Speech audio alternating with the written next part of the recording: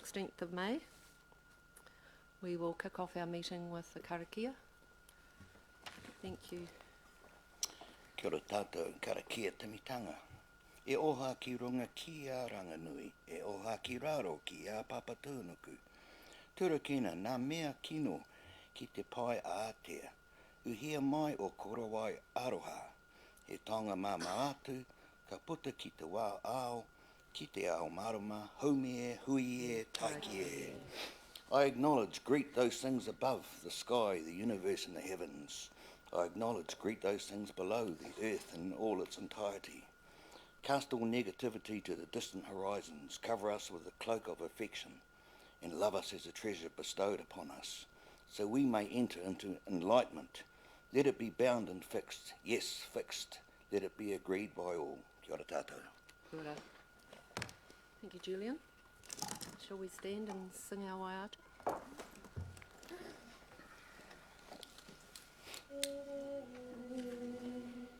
Te awa tupua,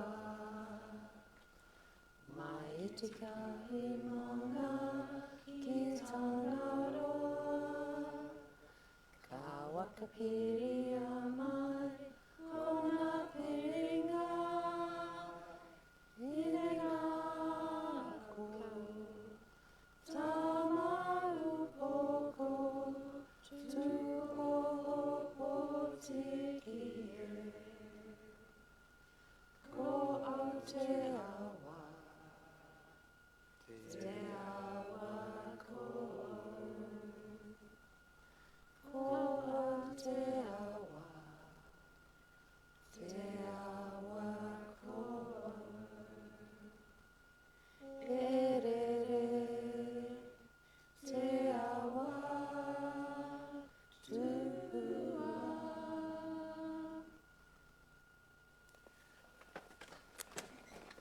Beautiful, thank you.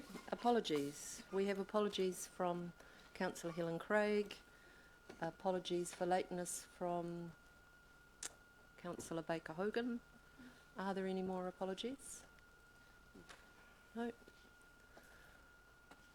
We'll put those apologies then. I'll move that. Jenny will second it.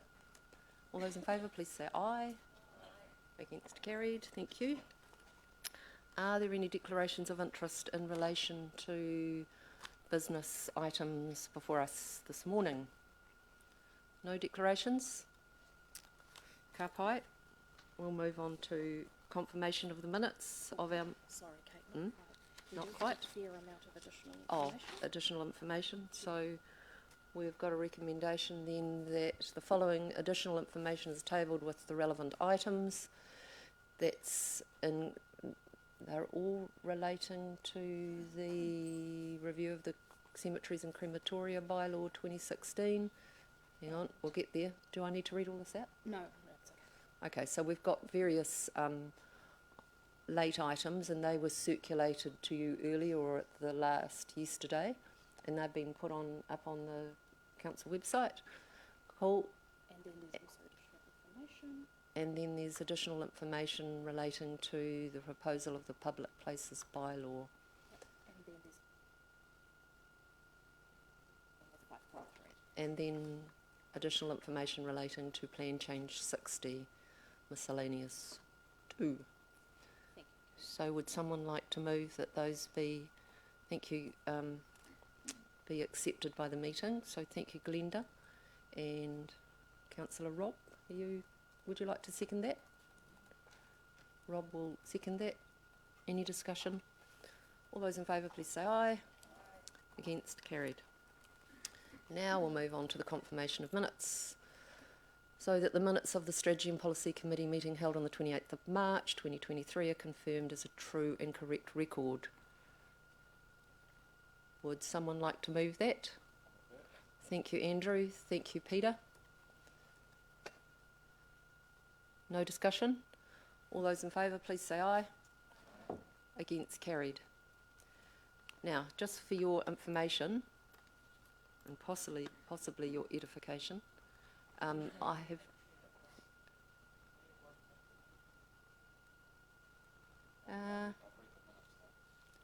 doesn't mean he can't be part of accepting them as a true record. I don't think. I read the minutes, so I wasn't at the meeting, but fair call. If I can't read them because I wasn't there, I'm not sure what the rules are there. Can I double check the standing? Would you like to put your... I think where Rob's coming from is that if you weren't at the meeting, you can't be sure that, unless you've watched the live stream, you can't be sure that they are a true and correct record. Now, whether that precludes someone from moving it and voting on it, I'm not sure. I'm just having a look at that. So we'll have a little look. So Let's- the sad thing is I did actually watch the live Okay, stream. right, you're in. Therefore, you've done it. We're going to leave it at that, but we'll ask Democracy just to provide a bit of clarification. But thanks for raising that, Rob. All right. Where was I? Oh, yes. I have asked Anna from Democracy to consider whether, if we get through this meeting like in under 2 hours, whether we could reschedule the afternoon meeting to come forward earlier, perhaps at 11:30 or at the end of this meeting. So if anybody thinks that's a bad idea, let me know now and we'll let Anna know. But if it suits, lovely, thank you. Jenny, did you have anything else that you wanted to? Right, thank you. All right, so we've done the minutes. Here's my run sheet. Oh, there was one here. Cool, thank you. I didn't print one off this morning because I knew you'd have one. All good. So we're moving on to 5.1, deliberations on the review of the Cemeteries and Crematoria Bylaw 2016.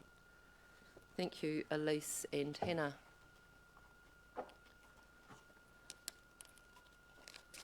So just to recap for the newer ones among us, we, as you know, we heard the submissions to the proposed bylaw, and this is the bit in our process where we need to make decisions.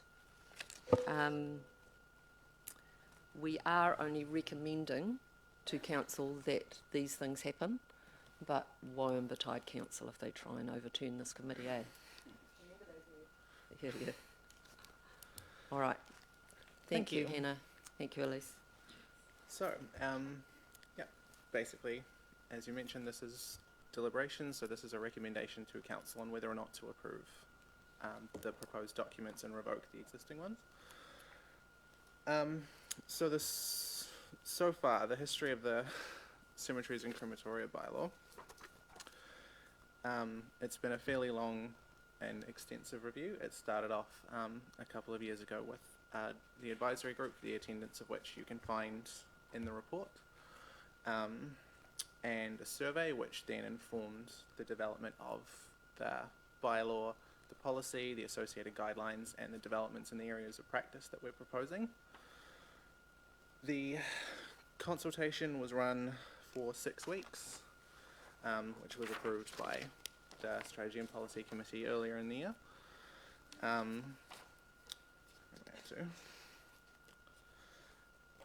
So it ran from the 27th of February to the 16th of April. We got 22 responses, one of whom chose to present at the hearings. Our recommendations are largely unchanged. We had broad support for what we were proposing, with a couple of sort of more complicated suggestions that came up. So we're going to take you through take you through them point by point, basically, so we can discuss the areas that were raised by the community. So as far as question 1, whether or not you support the principles, just about everybody agreed with that proposal, and there wasn't anything hugely thorny about that, so our recommendation on that is unchanged. Question 2, about the water feature to scatter cremated ashes into. Again, broad support, but there were a couple of questions that came up more than once. So the first issue was about what this would cost, basically.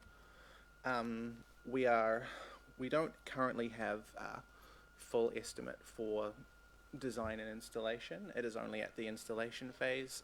We've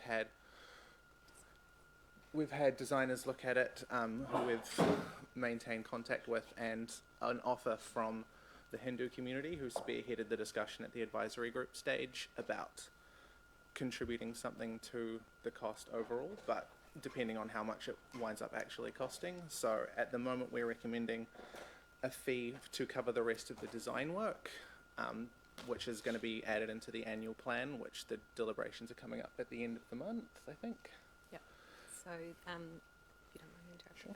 So, what we're proposing from here is, if council, if the committee agrees to go to the next step, then we've put in a nominal figure of 20,000, which would then, if agreed, go into the annual plan budget. So it would be an additional money on top of the existing budget.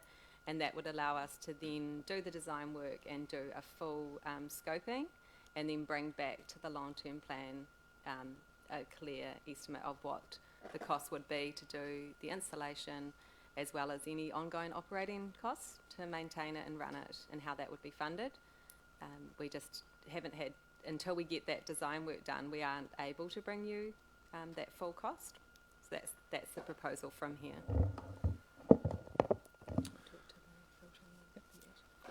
So the second issue that came up was about basically a practical concern of what happens to the ashes once they're scattered into the water feature, because obviously it's probably going to need to be a closed system, so something needs to happen. Again, this is kind of a bit dependent on the design work, but based on preliminary conversations, it seems likely that there is some kind of filtering that will need to happen. Our current expectation with that is the ashes, from a cultural standpoint, the primary concern is scattering ashes into the water. It would be ideal if it was a natural water source, because then you don't need to worry about these kind of things, but this is a piece of designed technology, so this is something that needs to be taken into account. So yeah, the primary concern is scattering the ashes in the water, and it's less of a concern what happens to them afterwards. So some of them will we've had proposals for filtering them out and scattering them on the rose garden, which is something that's already done. It's an option if people choose to do it, and also it's standard practice for if somebody is cremated and the family doesn't want to keep the ashes, basically. It's scattered on the rose garden, or another possibility is part of the design of the water feature includes a garden around it where ashes are scattered after they've been filtered out.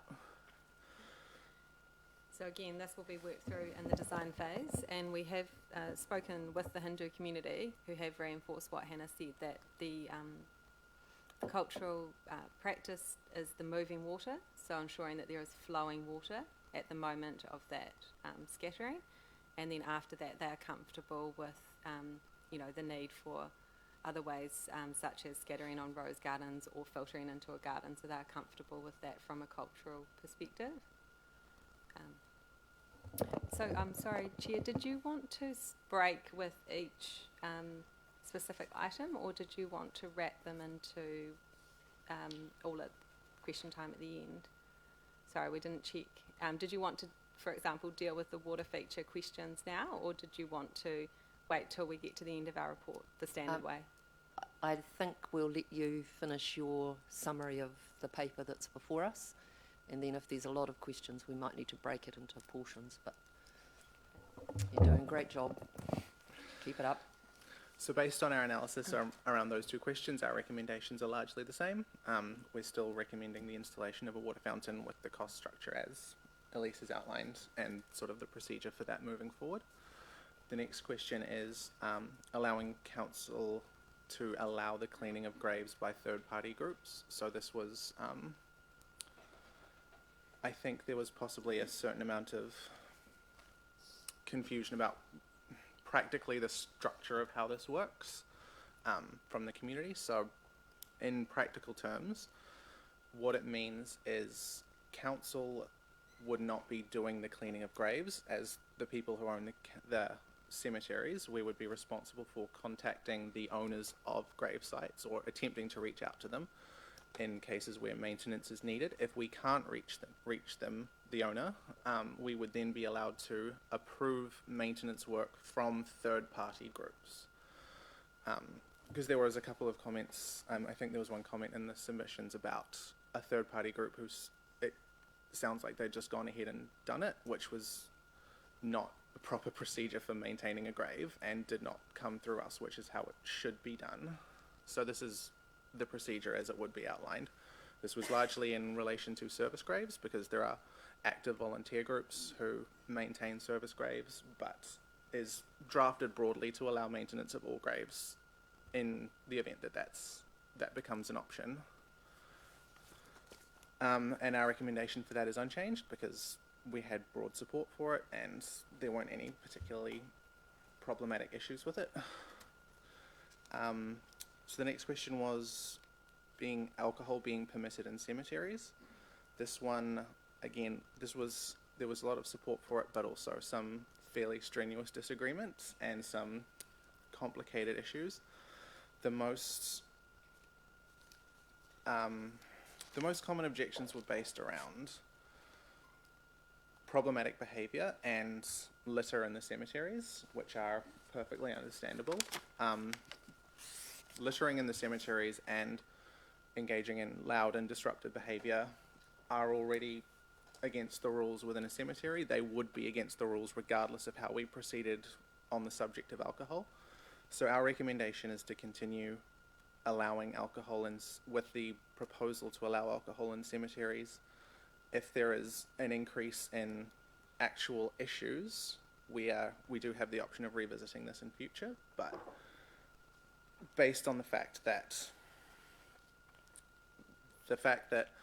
disruptive behaviour and broken glass and that kind of thing are already against the rules in the cemeteries regardless of the position on alcohol, we expect that these problems aren't going to significantly increase, and it's more meaningful to allow people the opportunity to grieve in their own way, whether that's with a drink or two or anything else really.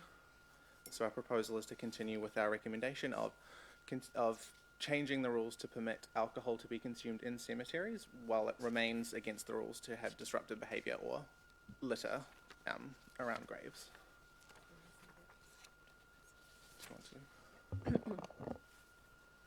So you will see with that question that it was a bit divided in the community. However, there was still strong support for the allowance of alcohol, with people saying, people grieve in different ways, and this was something that they felt was important for some people to be able to raise a toast. Obviously, as Hannah has said, there were quite a few people, we had 7 people who disagreed with the proposal, and their concern was around that disruptive behaviour.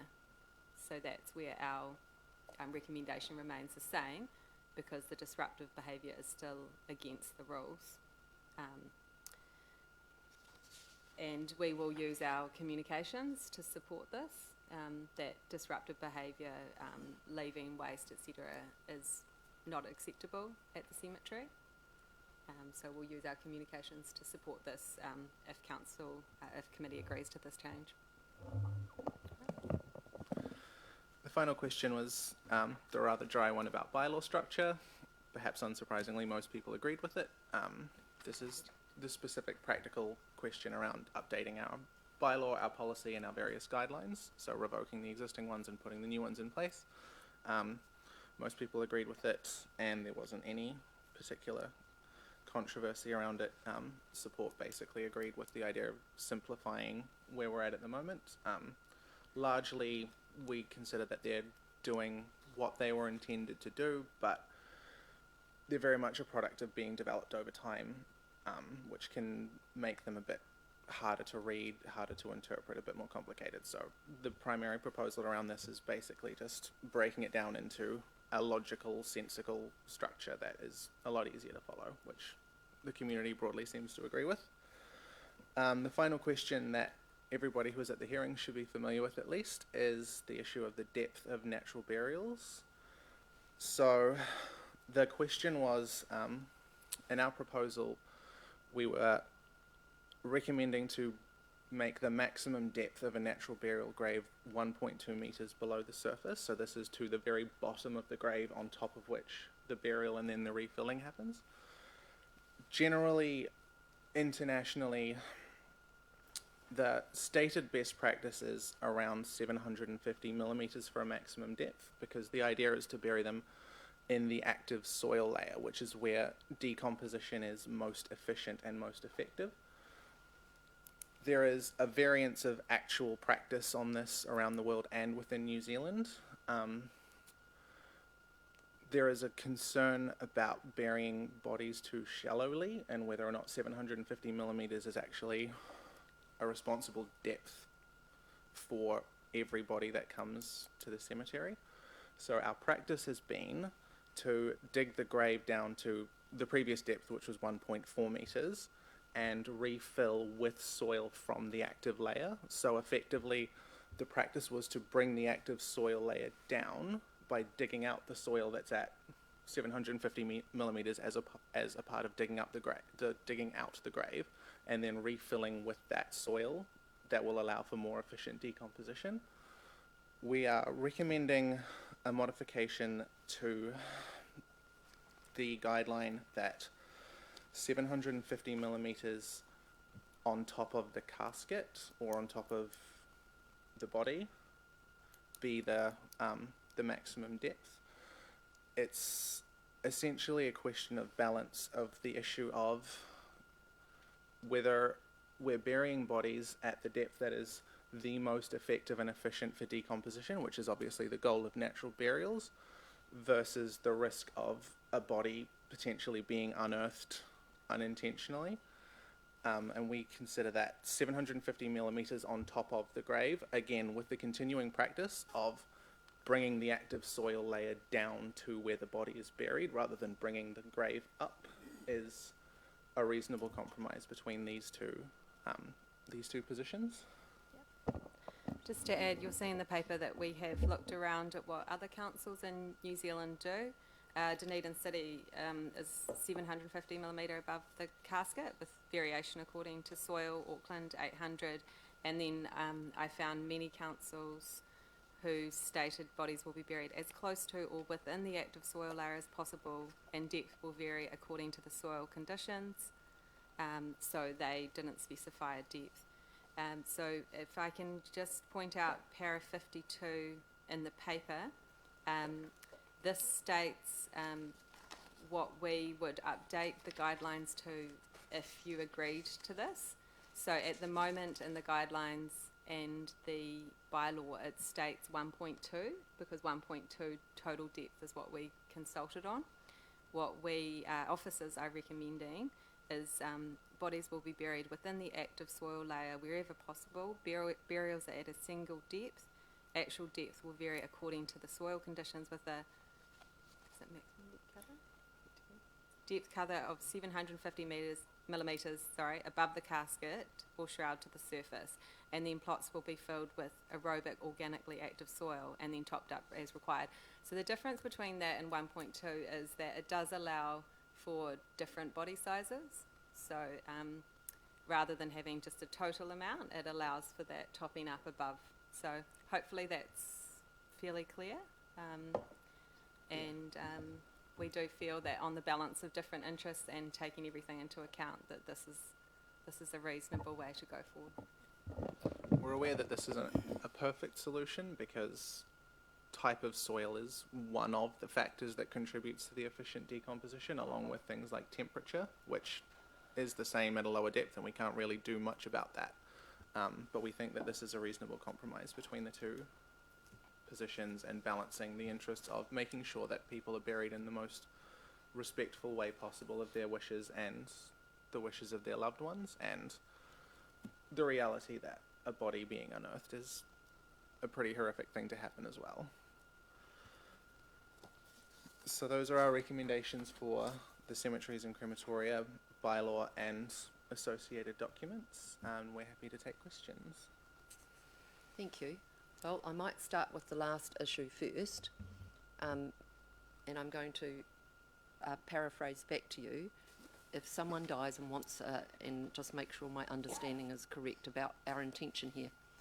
So if someone wants to be buried in the natural burials area of the cemetery, there will be a grave dug that will take into account how deep the person is, and the grave will have topsoil in the bottom of the grave, and then it will be, the body will be layered, or the casket will be layered onto the earth that includes topsoil, and then there will be 750 millimetre, it will be dug to a depth so that 750 millimetres above the body or the casket will be filled.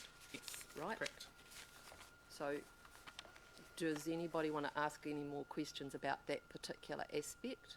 I can, I think I can faithfully report to you that that suggestion is within the range of recommended, not perhaps so much what the practice is in New Zealand, but is definitely within the range of recommended depth for a natural burial internationally. Have I got that right, Lorna? Yep, thank you. So, Just regarding Michael. the words maximum, Chair, what would be the minimum then? So we use maximum. If I choose to be buried at 135 centimetres, are you going to say no to that? So if you're talking about specifically within the natural burial section, it will be 750 millimetres to the top of the casket or shroud, depending on whether or not depending on how the person is buried. The reason why we don't tend to allow much variance by choice within that is because park staff need to know how deep the bodies are buried, to put it in a slightly sinister way. We can't have burials at all various different depths, because if work needs to be done on the landscape, we need to know that it's safe to do so. So we don't allow people to choose to be buried at different depths. We tend to have a maximum depth in the rest of the cemetery, and 750 millimetres to the top of the casket for the natural burial section is what we're recommending. Okay. So just to clarify, if I want to be buried at what I would class my appropriate depth, then I need to go private. No. There is as we've put here, just to be clear, there is going to be some variation with different soil conditions. This can't be guaranteed. So this is a guideline around what we expect. So we expect at least 750 millimetres cover between the casket and the top. If you wish to have, is this a natural burial that you would wish to have deeper? Is that what you're saying? Mostly, yes. Then I believe there would be some scope to discuss that with your family and with the staff. We don't unfortunately have any park staff here right now because everyone is away sick to confirm that, but I believe there would be some scope to be able to express that. Our real concern is in terms of the health and safety is we need to have at least that 750 millimetre above the casket. So in terms of whether you would be able to request deeper, I think that's something that we'd need to go away and ask. My concern here is that we need, as Hannah said, we need to set a guideline. We don't want to portray this as people can elect a whole range of different depths. Non-natural burials are different, so there are different depths there, and you can elect and pay to have a deeper depth there, and that it comes at an additional cost. But with natural burials, our real concern is around making sure that we have an appropriate minimum depth. So is that something perhaps we will talk to the park staff? I was just wondering if there was a minimum and maximum, but we were only talking about maximum, so I just want to... I think there is also, when you hit a maximum depth, it's based around practical concerns. So our standard equipment is best at a certain depth. I think particularly if you want a natural burial, I think there's a lot of clay beyond a certain point in our cemeteries. So if you wanted a natural burial beyond that depth, you would be getting extremely limited return on investment for decay. It's one way of describing it. Well put. Sorry for that. Nice. Thank no. you. Well, yeah, and also as there will be, we are not setting a maximum, but based on the size of the casket, there will be that variation, obviously. And it previously was 1.4 metres, the depth. So this is about bringing it up to that level. So. Thank you, Michael. Charlie? Thank you.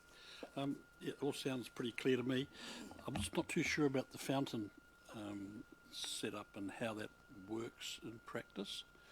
Like, as you go through a filter and end up with the ash in the bottom of a pond, and you have blending of other ashes. And Charlie, just before we go there, Ross, did you have a question around the natural burials aspect? Yes, two. Charlie, can I come back to that? You'll be right next in line. I'll be here all day. Thank you, Madam Chair. Two questions, if I might. I may have missed it in the last meeting when we talked about natural burials. I can't recall hearing the word casket. I came away from the meeting thinking a natural burial was where I may have been wrapped in a shroud or a sheet. And now I'm hearing the word casket. Now, a casket is a coffin, and a coffin takes a great deal of time to decompose, to break down. And I thought the purpose of natural burial was rapid the best possible decomposition in shallow grave, 750 mils. So, am I misunderstanding something on that question? So you can be buried under a shroud or in a casket. There are rules around it. So a casket in the natural burial section needs to be untreated wood that will decompose quickly. You can also be buried in a shroud. These are options that you can choose, but there are options for both. Basically, everything that's buried in the natural burial section needs to be untreated stuff that will decompose, but it can be a casket if your family chooses. Okay, thank you. And a second question was, in my readings, it talked about the depth varying depending on the conditions of the soil, and that got my interest because you have a dedicated section of the cemetery for natural burials. I don't know what type of soil that is at 750 or 1.4 metres. I don't know how it varies. This might sound quite cold-blooded, but when we talk about the type of soil, we would know in that area the kind of soil we've got at 750 and at 1.4. Is that correct? Yeah, so the parks team unfortunately would be the best people to answer this, but I imagine they understand what the soil is at the various cemeteries, particularly the people who are regularly involved in burying, and also it would become apparent from digging up the soil to prepare the grave, essentially, because you need to hollow out the grave in order to be able to put a body in it. So once you are digging down through that soil, you can see what the soil is at the various levels and where is the best depth to bury. But the conditions of the soil wouldn't necessarily, if I'm excavating one area, I know the conditions of the soil. When I need to dig up an area next to it, the excavator would know the conditions of the soil from the previous one. It doesn't change. Not necessarily. No. It does change. It does change? Okay, so that allows me to be quite non-PC. If the whole purpose of a natural burial is as rapid a decomposition as possible under natural means, please forgive me, why would we not create an area that we excavate and put in soil that we know is the microbiotic is as maximum potential as possible? Why not create, like a compost, the best site available? I think that would probably just be perhaps a not very practical use of resources when we can essentially do it piece by piece, because we are, as I mentioned earlier, by bringing the active soil layer down, that is effectively what we're doing, but we're doing it grave by grave rather than delineating an area, excavating it, refilling the entire area, and then burying within it. I think this is probably just a more efficient way of doing effectively the same thing. Right, yeah. Charlie?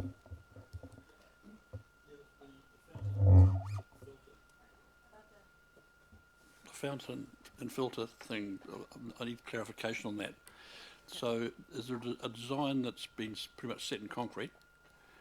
No?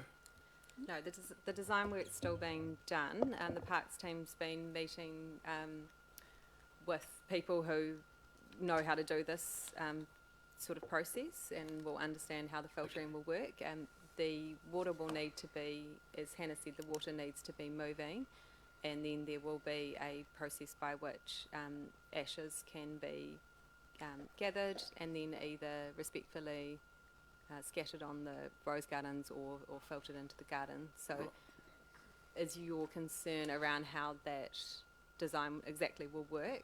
Because we don't have a design yet for that. So what I suggest is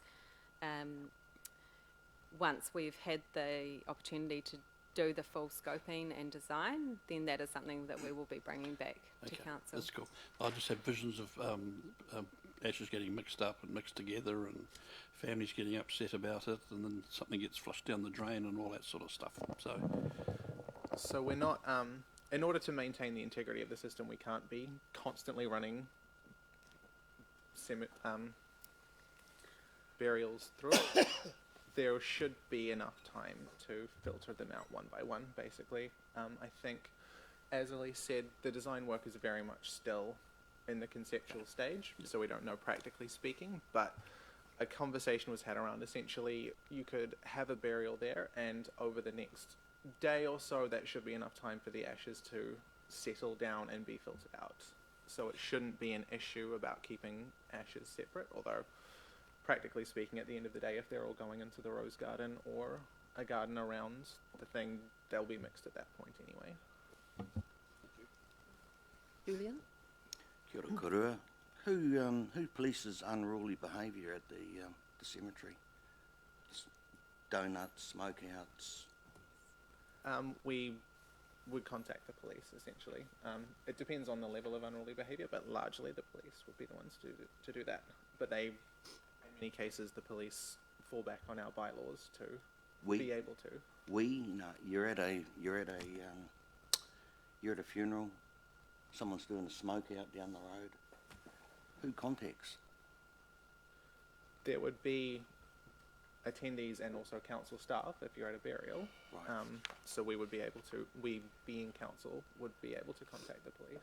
Kia ora. Obviously when it comes to things like dangerous driving, like somebody doing a burnout, our compliance officers are not in a position to be able to stop somebody from doing that. So we would be contacting the police. Excellent, thank you. Peter? Yeah, just back to the water feature again, and my concern is that the $20,000 estimate for the design is not enough. To get a really good design, you're putting $20,000 away in a budget, but I've had designs done and $20,000 doesn't go far, and I would like to see at least maybe increase it to 30. It doesn't have to be 30, but you know, a maximum of that.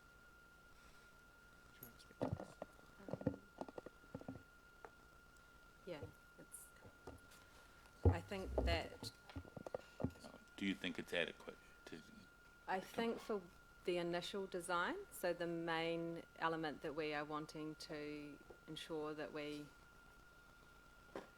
have clarity on is this system around the filtering system. And so I think for the 20,000 we will get a design of the water feature as well as better understanding of this filtering. As mentioned, Hindu community have offered some money towards this. We don't have a specific amount. We can also bring this back to annual plan deliberations on the 30th of May if there is any need to adjust that then. We can bring that then, but I won't be able to answer that now. So that is something we would have to defer to then. I do feel comfortable that we've given a reasonable range though with 20,000.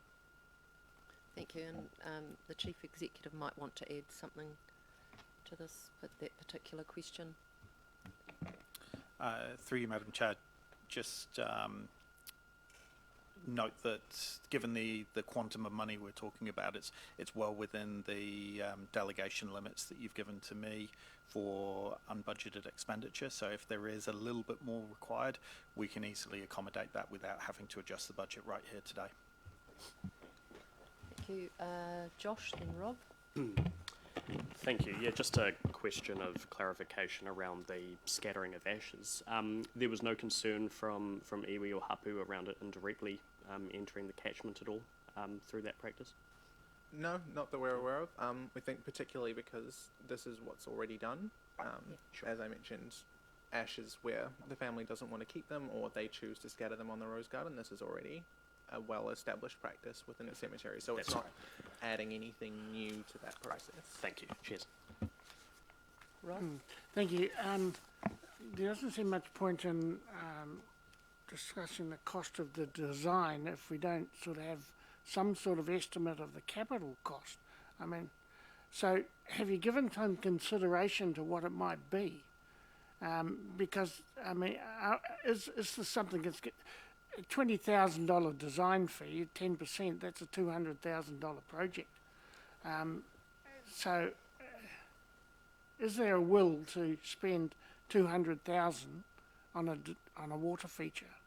So the intention with the fee at the moment for the design work is that it needs to be, the budget needs to be assigned under the annual plan for this year. Next year will be the long-term plan, and we'll have the opportunity to, hopefully once the design work is finished, to have a full discussion of the entire installation fee under the long-term plan. So it will come back to council and be available for discussion and consultation at that point. So there's no consideration, no thought being given to what the capital project might end up at? We don't know at the moment what the total cost may be. Consider it as an aspiration, like a future project, where we need to frame it up, do the business case, see if it's going to work from a money perspective and a utility perspective, and then bring it back for further expenditure. Well, it's not very wise. Oh, we're getting into a discussion here. We are. I was just, I guess, challenging you, Rob, to think it under, you know, and with your committee, and this is discussion, and I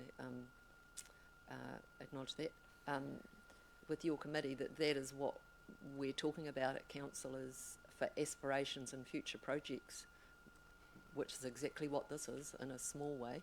Yeah. We need to spend some money up front to cost it out. Yes, but you have to have some idea of what you're heading into and to actually start the process. The other questions, can we take these other questions as well? Sure. Madam Yeah. Chair? The question of alcohol, it says that rather control the behaviour than the alcohol itself. How is the behaviour controlled? Because I've personally witnessed some pretty bad behaviour there. It's been reported in the media. So would council propose to control that behaviour? Is it certainly not the police they're not going to go out there? So I think we've had an answer to this question, haven't we? That was what Julian asked about. But perhaps you'd like to just, in a brief way, repeat what the answer to Julian's question and now Rob's? Sure. So it would be managed through existing means, which is either council compliance team or reported to the police. Would you say that council's existing means is adequate for the problems that are occurring out there? I can't speak to that. Unfortunately, as has been mentioned, we hoped to have some members of the parks team here who might have been able to provide a fuller response, but there is a lot of illness going around, so I'm not in a position to be able to answer that. Okay. I'm sorry. Did you have another question, Rob? Will we have the opportunity to vote on these item by item? I haven't looked at the way the resolution is proposed, but there are aspects of this that I don't particularly agree with and want to vote against. Okay, well, I'll certainly take that into consideration at the end Yeah. when we put the recommendations, Rob. Philippa, did you have a question? Yeah, thank you. A couple of questions, probably following on from Rob's really, but yeah, it was around, I guess, some of the behavioural issues, and I think it's important we do understand a bit more about how we do regulate it, or how do we kind of help control that behaviour, and within the activity, within the operating costs of the activity. So I don't know if it's not now, but if we could get some kind of indication back of, because I guess, the alcohol one, I think while generally I support the recommendations, it is, I think there's some talking, about, for example, if a bottle of wine, unopened is left there, which might seem like a very innocent and lovely thing to do. But at the same time, we've got young children in that area biking around. So yeah, I would just like to understand further, whether it doesn't sound like it's now, how we do regulate. Are we happy with the operational budget? Yeah, I think it is in the ambit of this discussion, but how we get better at that, or understand whether we need to get better, I might ask the Chief Executive to respond to that issue. So through you, Madam Chair, I don't think I can give you an absolute definitive answer that will satisfy you today, but in general, a lot of our frontline staff have provided training on how to assess situations when dealing with confrontational members of the public or antisocial behaviour. So if it is within a tolerable threshold where the personal safety of our staff is deemed not to be at risk, then they will likely intervene on low-level poor behaviour issues and speak to the people involved and try and address it there and then. But as our staff have already said, if there is any perception that their physical safety or personal safety will be at risk, then our default is to ring the police and get their support, because they're the professionals trained to deal with those kind of situations. I think it is important to remember, in our parks team, we employ staff who are grounds maintenance people. They're not frontline security staff of any kind. So in terms of whether we've resourced to do more, I think the answer to that is probably a relatively clear no, we're not. Okay, I'll leave that one at that. Thank you.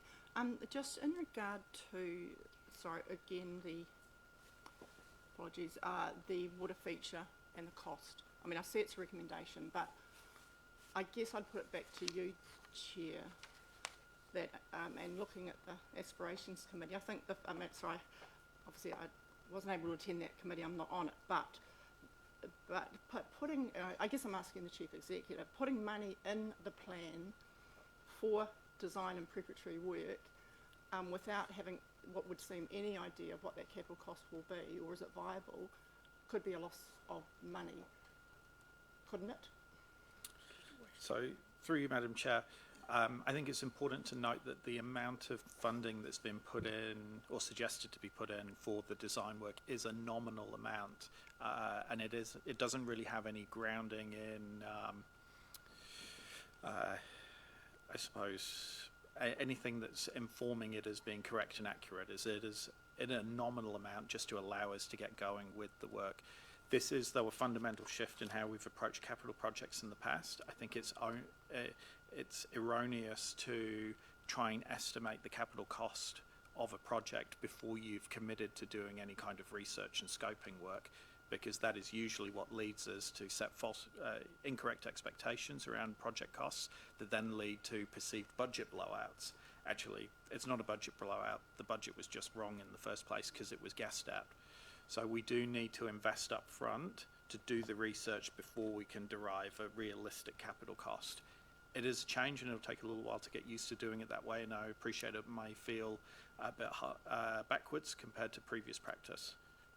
Thank you. And just a second brief point on that is I do read in the agenda that we would expect this going on, and we do this design work and we come up with a cost, and that council would have to fund it in its long-term plan or something like that. The words are like that in the agenda.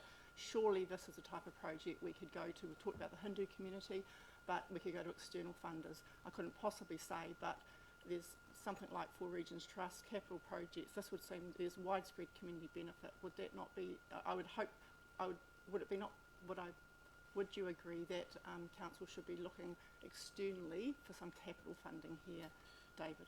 Through you, Madam Chair, yes, absolutely. And actually, that's an underlying principle, I think, that should apply to all council projects, is we look for third-party funding opportunities for everything we do, where they may exist. Thank you. Madam Chair. Another question, Rob? Yeah, thank you. Just a view, Madam Chair. There's two issues here that councillors have raised. One is the water feature and the other is the permission of alcohol. I would like to ask that we have the opportunity to vote on those two particular items, because the recommendations don't allow for that.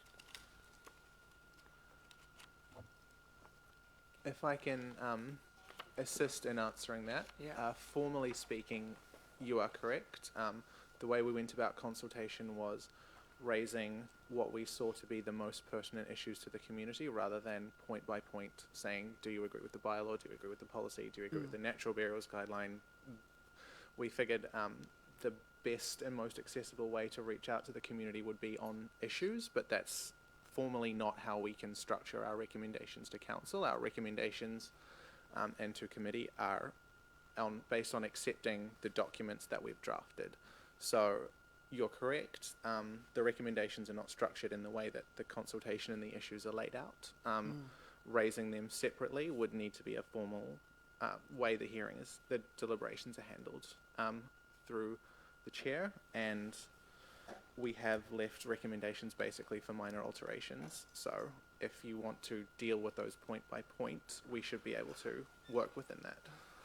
Okay, Madam so this Chair- is what I propose. Sorry, thank you.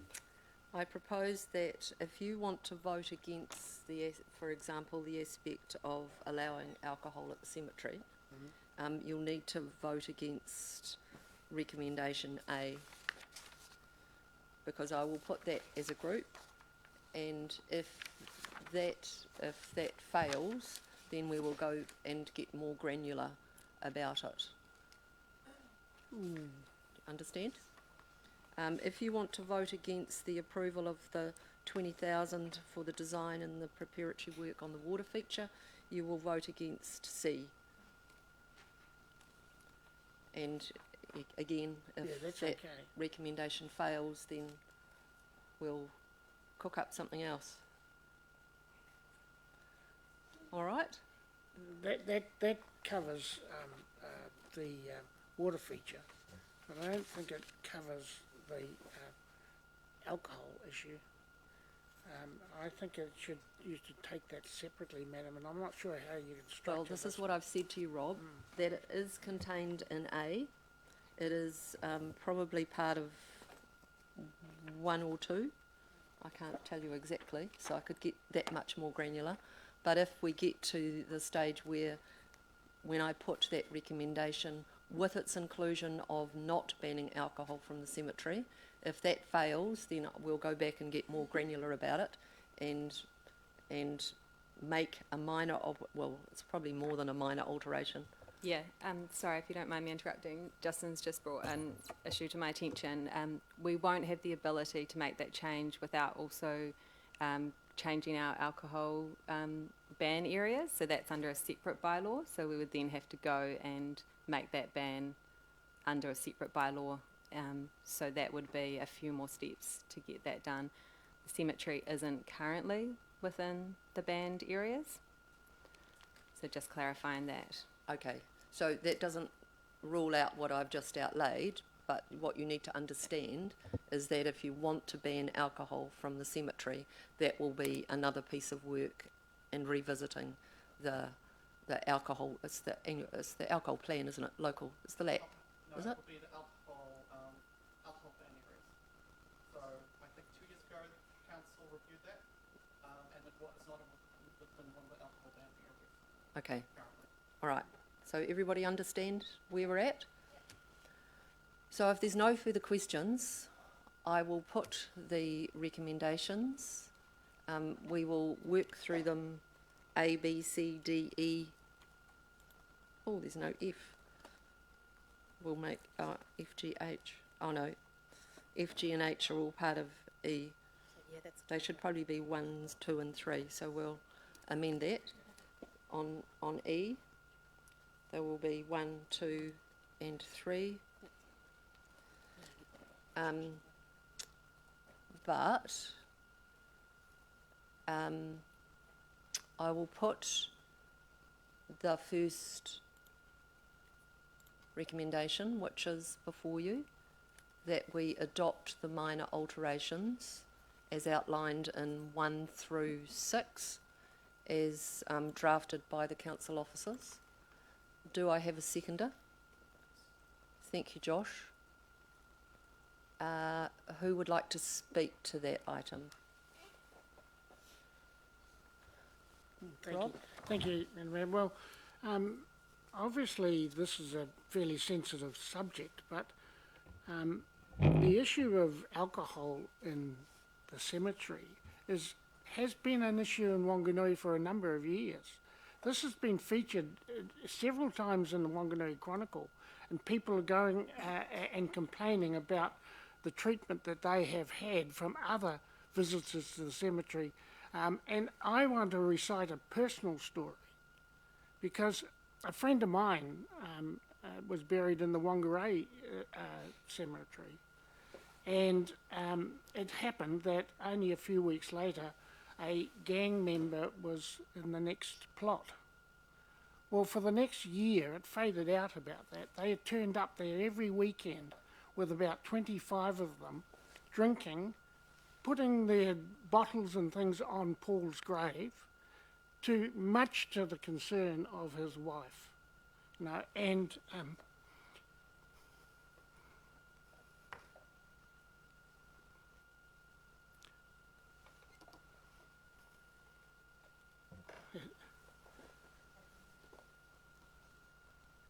We can come back to you if you like, Rob, if you'd like to finish in a minute.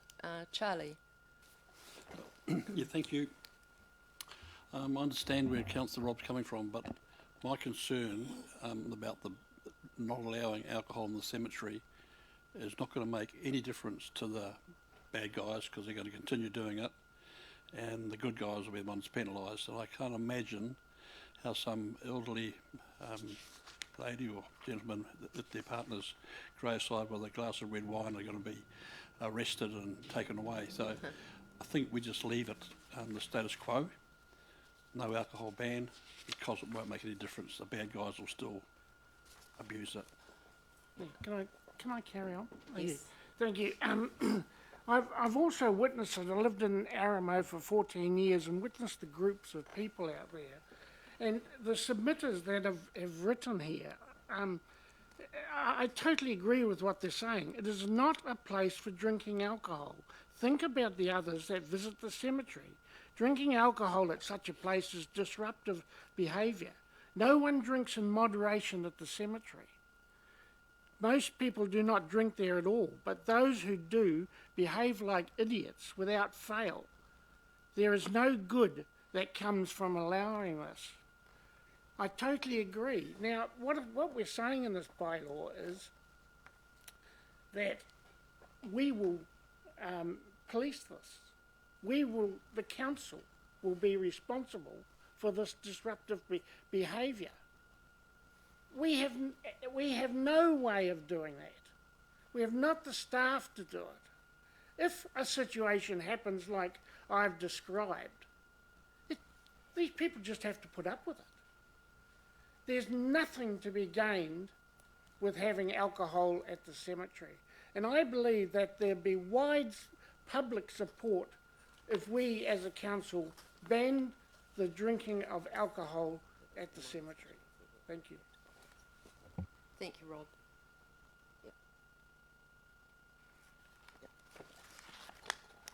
Philippa?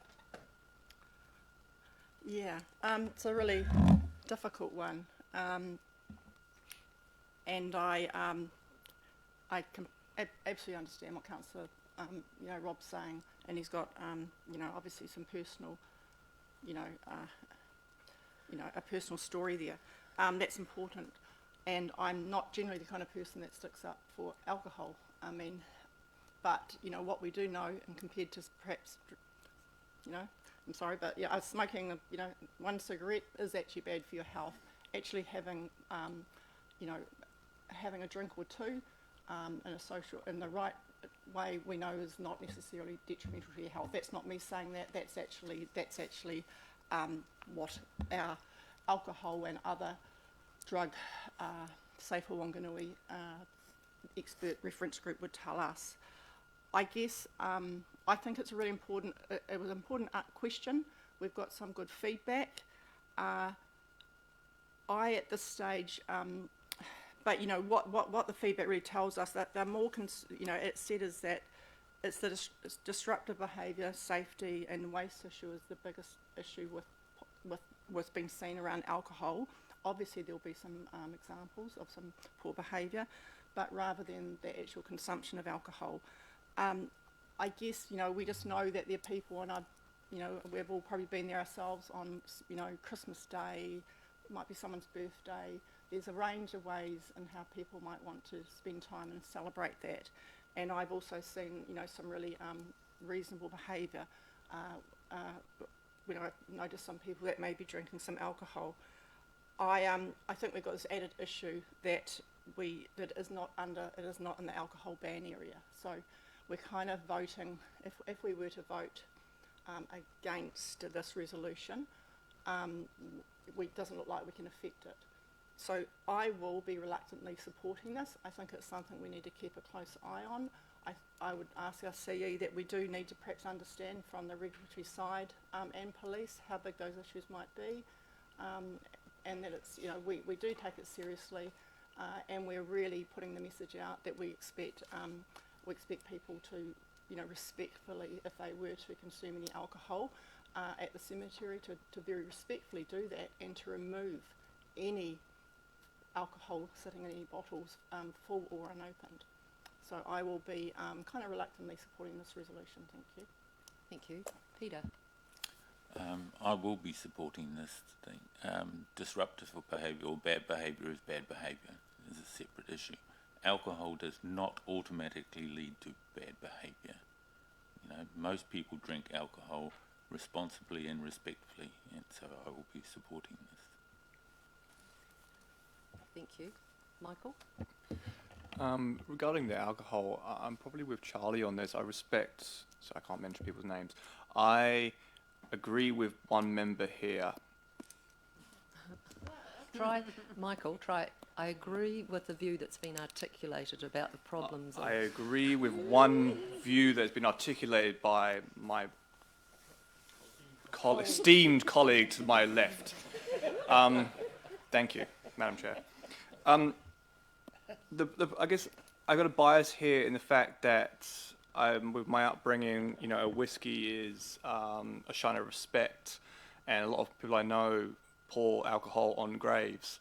But then the data is clear as well, and we've only got 22 people giving responses. I would like more, but they also don't have a problem with it. I think I agree. The fact is that even if we ban it, people are still going to do it. People are banned from destroying our parks, and they still destroy our parks. So that's culture. That's not going to stop them. I think I'm very in favour of allowing maybe just whiskey. No, a good whiskey. No, I don't know. And with grave maintenance, that's probably the one that no one spoke about yet. But I have a real. I'm slightly aggravated by that, because when you have a grave, I always thought it was, it's effectively my property. I die, it's my wife's property, because I'm going to go first, of course. When she goes, it's the kids' properties. Without their permission, no one touching my grave. So I think I support that idea that should come through the council, and if we can't be contacted, then third parties can do it. But to be honest, I would want someone prosecuted for touching my grave without permission. Personally, I would. Depths of natural burial, I also agree with as well. We've been through that one. And the water fountain, I still think it's a great idea. I don't like the cost, but I think it's a great idea for not just the Hindu community, but for everybody. My wife and I were talking this morning about how that's a good idea if I don't get my oak tree. Yeah. And, sorry, with a thought for the officers, for my esteemed colleague on my left comment around mixing of ashes, I didn't actually think that was a big deal, personally, but can we get some feedback on that at some stage? Because I guess I'm thinking of myself like this natural warrior where I'm interlooping with everyone and then composting, and I'm now a beautiful rose. Lovely. Thank you, Michael. Yeah, you're stuck on the rose, Glenda, I can see that. Well, I don't think I can follow on from that. No. I will be reluctantly agreeing with this recommendation. I do agree with an earlier comment about if we move to ban alcohol. I'm not in agreement of having alcohol at the cemetery. If we ban it, I don't think it can come into effect because of the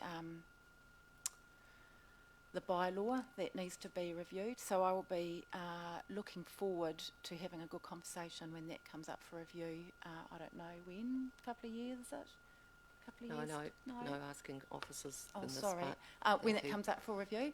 I think alcohol does result in a lot of bad behaviour, and I'm all for creating spaces where everyone can feel safe.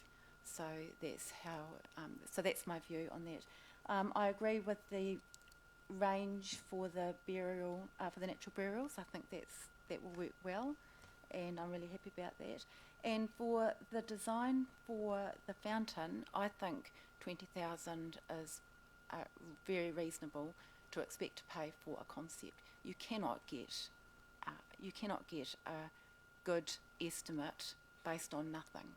That's not industry practice. You have to get a concept to be able to get a reasonable quote or figure. So I'm completely in support of that. Thank you. Thank you, Glenda. So no further speakers. I'd just like to thank everyone who's been involved in this process. It was a long process, and before consultation there were a number of meetings, and they weren't always easy meetings because it was a very sensitive subject about the best way to move forward and to meet everyone's desires, wishes for what they wanted to happen. So really grateful to everyone, to our team. You know, I think you've navigated this very well, thank you, and very sensitively. And to those that were involved in the pre-engagement process, to those who submitted, in particular thanks to you, Lorna, for your submission and for coming and speaking to that submission. I think that was amazingly brave and you did really well, so thank you to you. And to everyone in that process. I am very supportive of the water feature and working that up to see what that might look like, and that is really about honouring the different groups in our community and making this a welcome place for them. So I look forward to how we move through that process, and certainly the design will need to be, the brief will need to be a good one, because it needs to encapsulate all of the different needs of that particular project. In relation to alcohol at the cemetery and the ban or not of that, I am supportive of the recommendations that are here today, but I would ask the Chief Executive to report back perhaps to the Operations Committee about the situation in terms of disruptive behaviour at the up at the cemetery. I acknowledge that our team has told us they are going to devote some communications effort to supporting and encouraging good behaviour and respect up there. But I, from reading the room and from what the discussion has been, I think that we need to understand this better and to see how we can better influence and get good behaviour. So I did ask for everyone. You've still got your light on, Philippa? Oh, no, just going to check. You're at this stage. You're only doing all of A. Yes, I am. But my kōrero is about the whole lot, because I'm going to hope that everybody doesn't need to speak to every item. That said, I didn't say that at the outset, so you're welcome to if you must. So with no further discussion, I'll put recommendation A, 1 through 6. All those in favour, please say aye. Against? Carried. Thank you. Noting Councillor Vinson's vote against. If you'd like to scroll up for me. Thank you, Shona. So the next recommendation B is that we revoke the Cemeteries and Crematoria Bylaw 2016, the Cemetery Monument Policy, the Cultural Management Guidelines 2016, the Natural Burial 2013, and the Plaque and Memorials Policy 2010. So that will strike that and out, because I'm going to put the next one separately. Would someone like to move that? Thank you, Jenny. Thank you, Ross. Any discussion? All those in favour, please say aye. Against? Carried. Part C, that we approve in addition to the draft 23-24 annual budget of a nominal amount of 20k for design and preparatory work on a water feature for the purpose of scattering cremated ashes. Thank you, Josh. Thank you, Glenda. Any further discussion? Josh? Thank you. Yeah, I just want to talk briefly about, I guess it's a broader issue that this particular item relates to, and that's the fact that this council is part of the Welcoming Communities program, of which we have a advisory group for, and which we also have a Welcoming Communities plan, which is all about embedding I guess, policies and practices into council services that ensure that we reflect the diverse needs of our communities. And when you think about the process of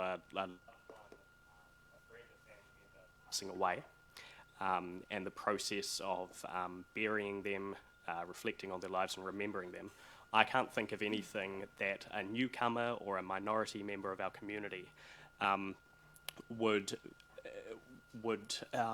I guess remember more clearly and have a greater impact on them than that.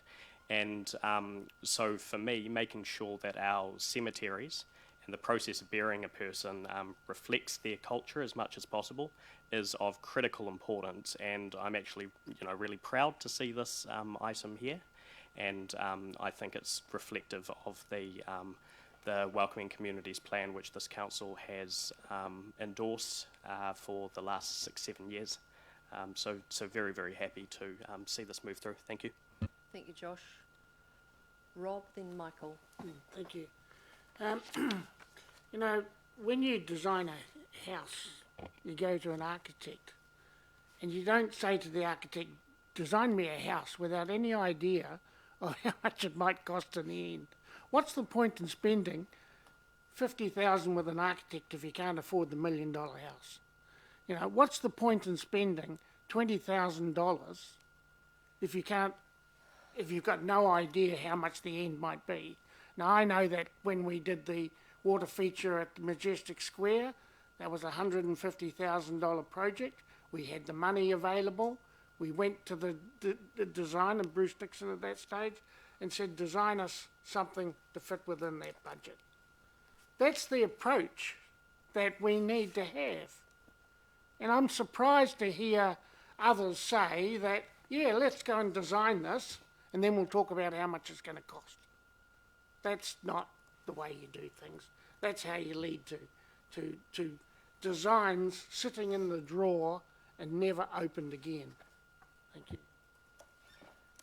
Michael? Yeah, so I'm in favour of this concept, but we've just spent thousands and thousands of dollars debating, going to public consultation, going through all of our everything to try and save $20,000 on a bird aviary. And then we're going to spend $20,000 on no value. So to my esteemed colleague on my left, I think I agree in the fact that although I want this, spending $20,000 on a non-value add item is not a minimal viable product. I would like to see a minimal viable product that would deliver some sort of value before any money is done. I would like to go forward with this, but I would like to spend no money. I love that, right? But I think there is enough funding in the neighbourhood to come up with a project plan, to go through the aspirations committee, to go through that alignment, to come up with something that doesn't cost $20,000 of OPEX, that could be CapExed in the future, David. I probably see you thinking it. If we decline this, Madam Chair, does that mean we don't go ahead? Can we go ahead without agreeing to spend money?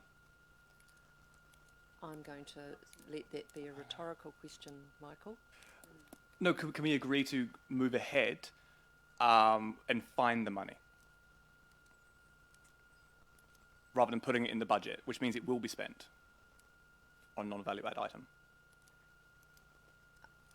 I don't want to put an amendment in for the sake of putting an amendment in. I just want everyone to think about it. We're speaking to a recommendation. If you're finished, that's great, but we're not answering questions at this stage. Thank you. Ross? Yeah, I've been excited about this for quite some time. It is a New Zealand first, I understand it. There is nowhere in New Zealand that this is being an operation. All due credit to our staff for the planning and research that they've done. I'm very excited to see it go forward. Anecdotally, I ran into someone on the weekend who happened to be a funeral director from Dunedin, and I mentioned it to her. She was absolutely over the moon to hear that she could refer to her clients and families the possibility of this going further. So I think from quite a cold-blooded point of view, I think it's kudos to Wanganui that culturally we can provide this for, as one of the other councillors said, under the welcoming communities, providing for minorities or diversity. What a plus. Thank you. Thank you. No, Philippa? All right, well, I'll speak to this again. This is an absolute no-brainer in my view. Don't put yourself out there to be a welcoming community if you can't be accepting of different cultures, and for a relatively small sum of money at least plan to make a place where people can come, live and die and be buried in a way that is respectful of their culture. All those in favour, please say aye. Aye. Against? 2 voting against. Carried. Thank you. Our last. Can I put D and E together, or do you want to vote on the natural burials separately? No, I'm going to put D and E together so that we update the guidelines for natural burials to state that 750 millimetres of depth above the casket or shroud is an appropriate depth for natural burials. And E, that we confirm that a bylaw is the most appropriate way of addressing the issues arising from misuse of cemeteries in the district, and that this proposed bylaw 2023 is the most appropriate form of bylaw, and that the proposed cemetery, crematoria, plaques and memorials bylaw 2023 is not inconsistent with the New Zealand Bill of Rights Act 1990. That's the recommendation that I'm putting. Charlie, will you second that? Yep, thank you. Any further speakers? No? All right, all those in favour, please say aye. Against? Carried. Thank you. Madam Chair, Thank you, Lorna. I just wonder, just briefly, my apologies for lateness, but I just wondered the minutes, I imagine they've been approved, but 5.2, Virginia Lake Avery, it was the Strategy and Policy Committee received the report, Virginia Lake Avery, and it's noted that I voted against, and I kind of looked at that and thought, oh, why did I do that? But I did go back and I recalled. I just think it would be fair. But what I'm requesting is that it just next to that I voted against that motion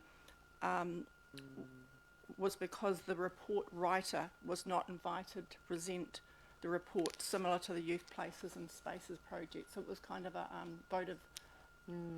So I had a reasoning, and I think that was quite important. I was trying to say that when we spend money on reports that by Zoom and everything these days, it's not difficult to get a report writer to present to us. So I would be disappointed if you didn't accept that.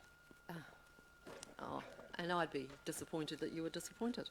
I'm not going to accept that at this stage. I think we need to go back to democracy to understand what the proposed practice is, because it's certainly not the proposed practice or the existing practice to record everyone that votes against or indeed for as to what their reasons for the way they voted.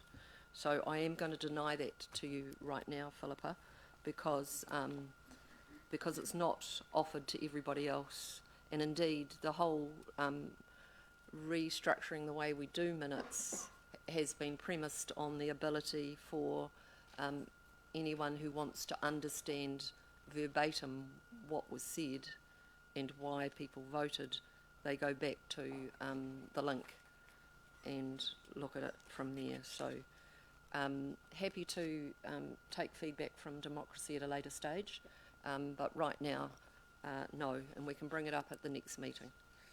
Okay, I'll accept it, but I would like. I'm not happy with that because the minutes have no reasoning around anything in regard to that report, from what I can see.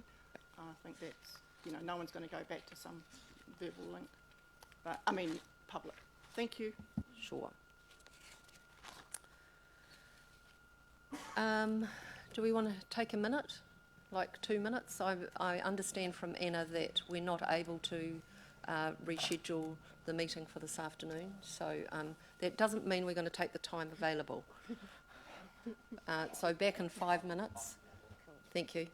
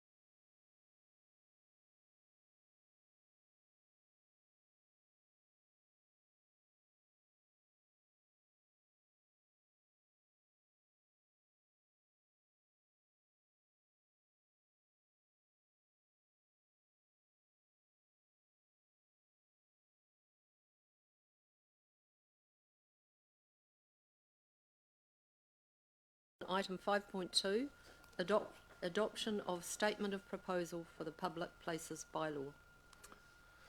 Thank you. So this is, as you said, approval for the statement of proposal. So we are looking for approval to go out for consultation. The Public Places, Parks and Reserves bylaw is another one that's up for review this year, heading up against the statutory deadline. So if it's not reviewed by the end of August, it will automatically be revoked. In general, we consider that it's still functioning largely as intended, although it's not as clear and readable as it could be. So we're proposing largely a rollover with a tidy up to make it easier to understand, easier to follow. We also are looking at reviewing our regime for fees for the booking of our parks. So the general overview is the options are no fee, so booking a park but not having to pay a fee for it, a fixed fee, you can book a park and it's the same fee for across the board, or a variable fee, which is you pay a fee to book a park, but what you pay is dependent on various factors, which is our recommendation is a variable fee. From the workshop that was held, we know that elected members were hoping that we could have a bit more of an indicative, at least starting point cost. Unfortunately, we haven't been able to get that. So what we're bringing is, what we're looking at is a broad range of an assumption that it would be free for a community group, for example, and a starting point fee of between $100 and $200 for commercial uses. That would then be modified by factors such as expected damage to grounds, health and safety risks, that kind of thing. In terms of the recommendations, we are proposing that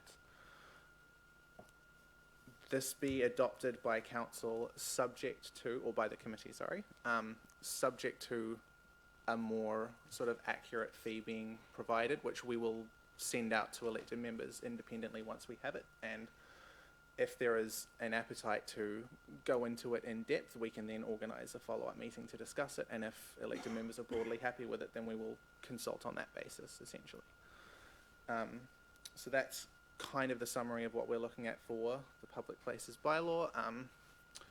A review of the fee regime, which will be consulted on generally, largely a rollover with tidy-ups to make it make a bit more sense, and a more concrete kind of starting point fee basis to be provided to elected members once we have it. I think that's everything. Yeah, I think that's everything. I think there was a presentation, but I'm not. I think we've probably covered it all now. Yes, there is a slideshow. Do you still want to play it? I think we might have covered all of those key points. Basically, that's one page. So we are proposing to update the bylaw to Public Places Bylaw 2023, just to broaden it out. As we talked through at our workshop, it's largely about clarity, making it clearer. There's a lot of sort of overlapping provisions. So it's primarily it's about tidying it up. But as Hannah said, we do think that the booking fees, this is an ideal opportunity to review that, and officers have put up 3 recommendations for you to consider. No fee for all users. A fixed fee, which is currently what it is. So it's currently $50 to book a park or a reserve, $50 for everyone, irrespective of who you are and how you might use that, or a variable fee, which is what we're recommending. So what we're recommending is free for all community groups, no fee whatsoever, but a charge for commercial use and weddings that would vary between $100 to $200, and then there are add-ons. So for example, we talked about the extravaganza fair.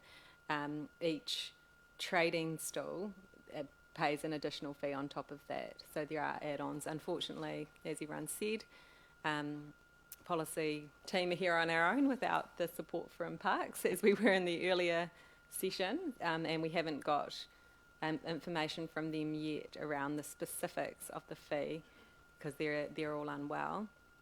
So that's unfortunate, but what we've provided as a workaround is that we circulate that information to you prior to when we consult. And one of the things that we wanted you to consider in the discussion was, if you were supportive of the variable fee, are there factors that should influence it? What we've heard is that it should be as simple as possible, that it shouldn't be a complex system, it should be straightforward. So the key things that we're looking at is size of group, the health and safety plan, how much work needs to go into that, and the potential for the group to cause damage to parks and reserves. So those are the key things that we've thought of, but obviously if there's other factors, we'd be keen to hear them now.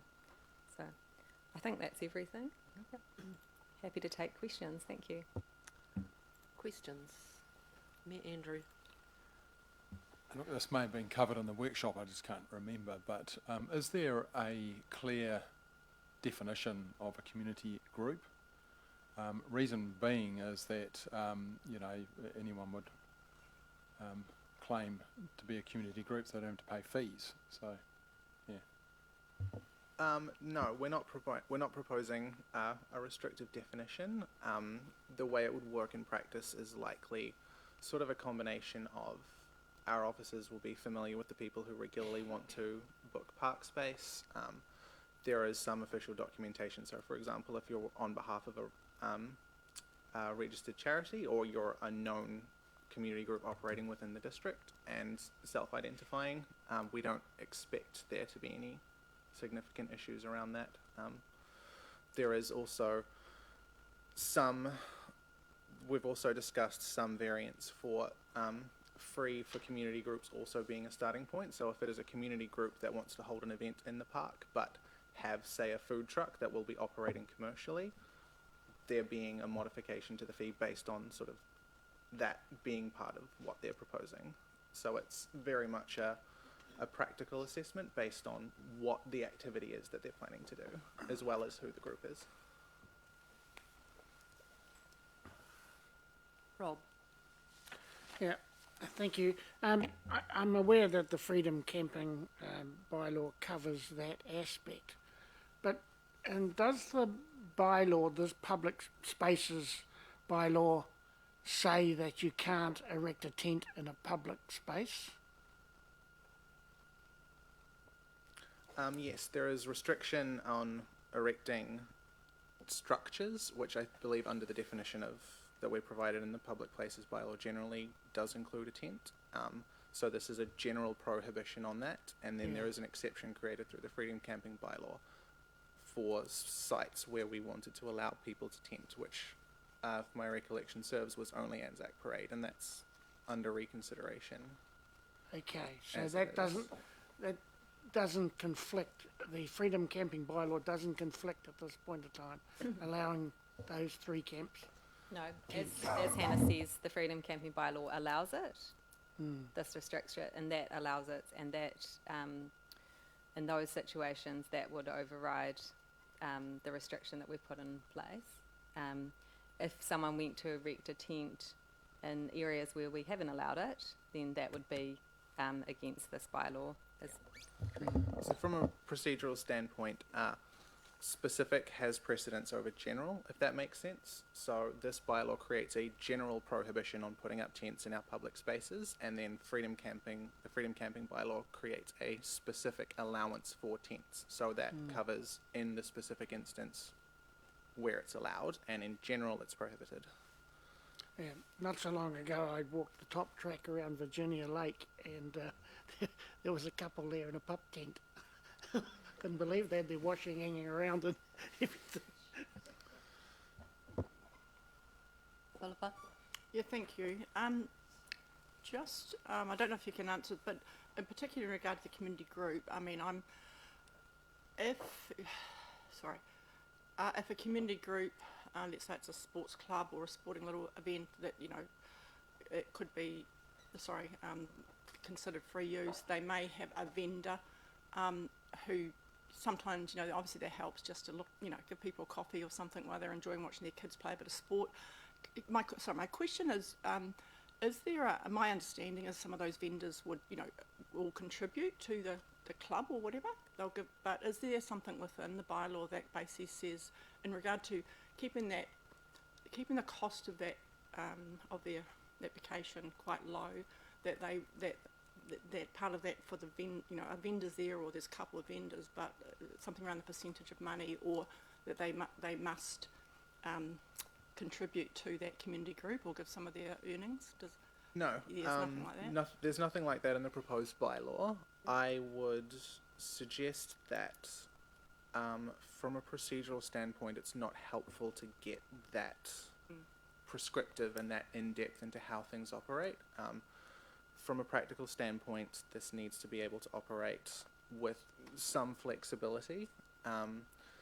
The proposal for charging, say, a commercial venture like a food truck operating in an event run by a community group, the way that would operate is the fee would be based on how many commercial operators there are planning to be. I believe with the intention that the community group would pay the fee, but would be perfectly able to recover that from the commercial operator. So it wouldn't be helpful to get granular in terms of how much they should have to contribute, but there is potential for a fee if they have a commercial operator, which they can then pass on. No, that's okay. It's probably the answer I expected, but I just was wondering if we could be more explicit, but that's cool. Thank you. Just to be explicit as well, the bylaw allows us to set the fees, so it gives us the mandate to do that, and then the fees are set outside of the bylaw. We don't want to put them at all in the bylaw. That would make it very difficult to then update the bylaw each time we wanted to update the fees.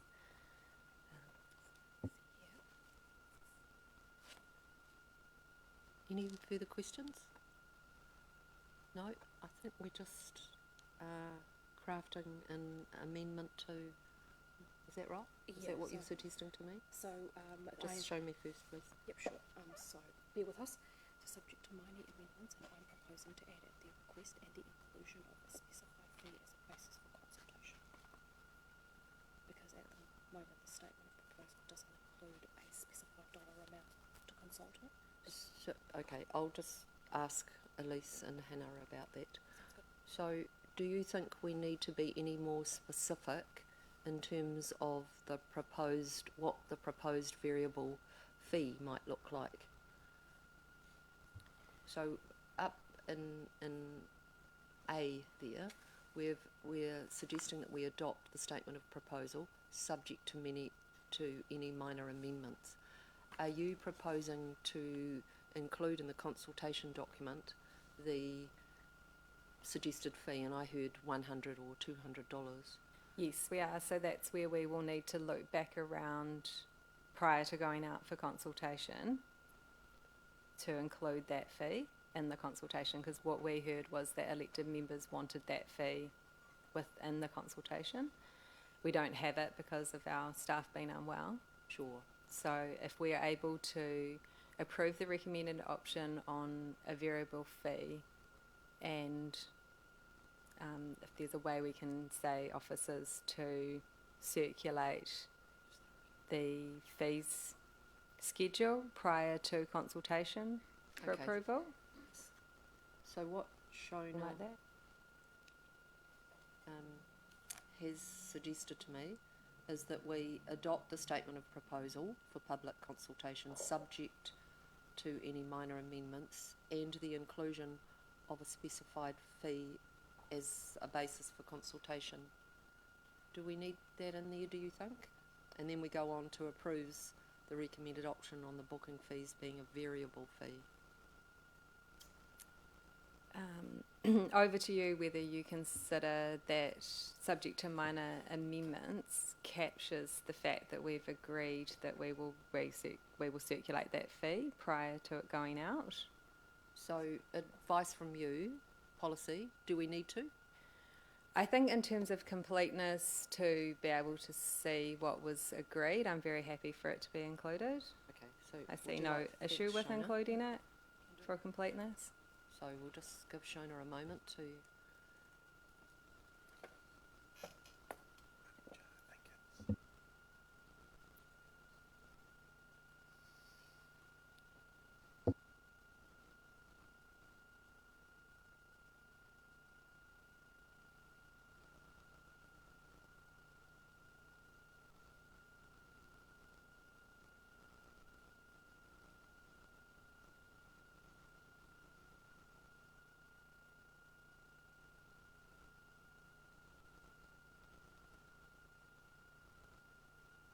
sufficient, subject to any minor amendments on the agreement, that will include the fee. Are you, meeting members, are you comfortable if we just leave it at minor amendments? You, right, okay. Thanks, Shona. That's really helpful. So we'll just leave it at that. Approves the recommended option on the booking fee structure being a variable fee, and confirms that a bylaw is still is the most appropriate way of regulating disorderly behaviour and potentially damaging activities in public places, parks and reserves. The proposed public places bylaw 2023 is the most appropriate form of bylaw, and the proposed public places bylaw 2023 is not inconsistent with the New Zealand Bill of Rights 1990. So that is the recommendations that I'm putting to you. Do I have a seconder? Thank you, Philippa. Any discussion? Philippa. Oh yeah, just speaking briefly to it, I just want to thank officers for that work done. This kind of follows up on the open spaces and physical activity strategy. Yeah, I think the whole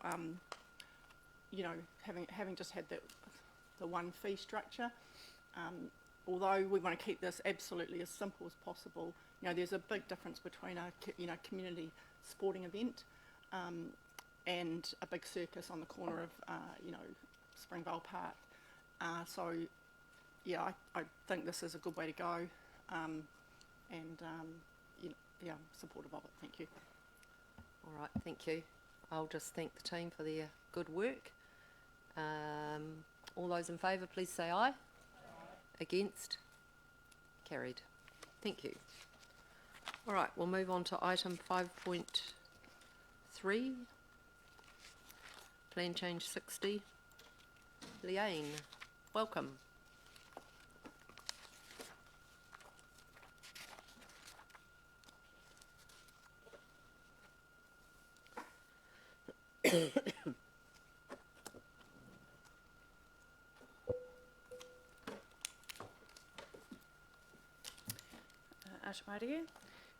This item is seeking approval to publicly notify Plan Change 60, Miscellaneous 2 for submissions.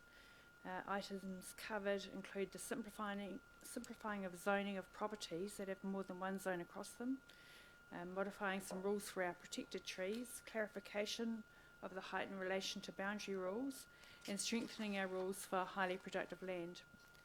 If approved, notification will run from Wednesday the 24th of May to Sunday the 25th of June 2023, followed by further submissions and hearings if required. Happy to take the report as read and answer any questions. Thank you. I have one question, Leanne, and it's around the folks with properties that are straddling the different sectors, or whatever we call them. Will this consultation document get sent to them directly? Will they receive notification? Yes, they will. Lovely. Through the chair, they've already been consulted in terms of pre-consultation. We've already sent letters out to these people, also saying, hey, we're considering doing this, what do you think? People who have said, no, we don't want this, have already been removed from it at this stage. So people that have actually actively responded to us are the people that are, or sites that are looking for the change of those minor changes of zone. And you've had a response or an engagement with everyone? On our pre-selected list, yes, we wrote to them all, and not all of them have responded to us, but the ones that, if we've heard nothing from them, we are intending to proceed with it, so they will get a specific letter to say we're proceeding with it, and so they have the chance to submit again. We're directly engaging with those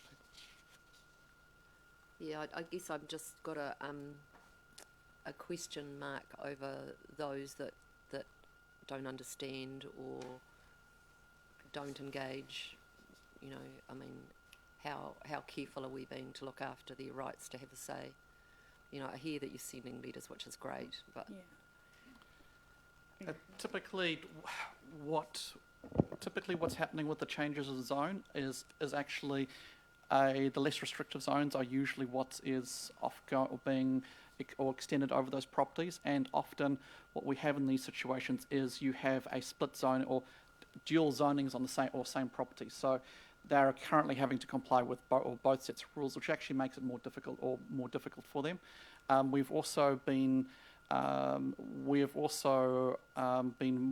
quite happy to talk to people, explain things. We've had a lot of engagement actually from neighbours around these properties as well. So we've done our best to engage it the best we can, but there is always one of those situations where if people choose not to engage with us, that's the best we can do.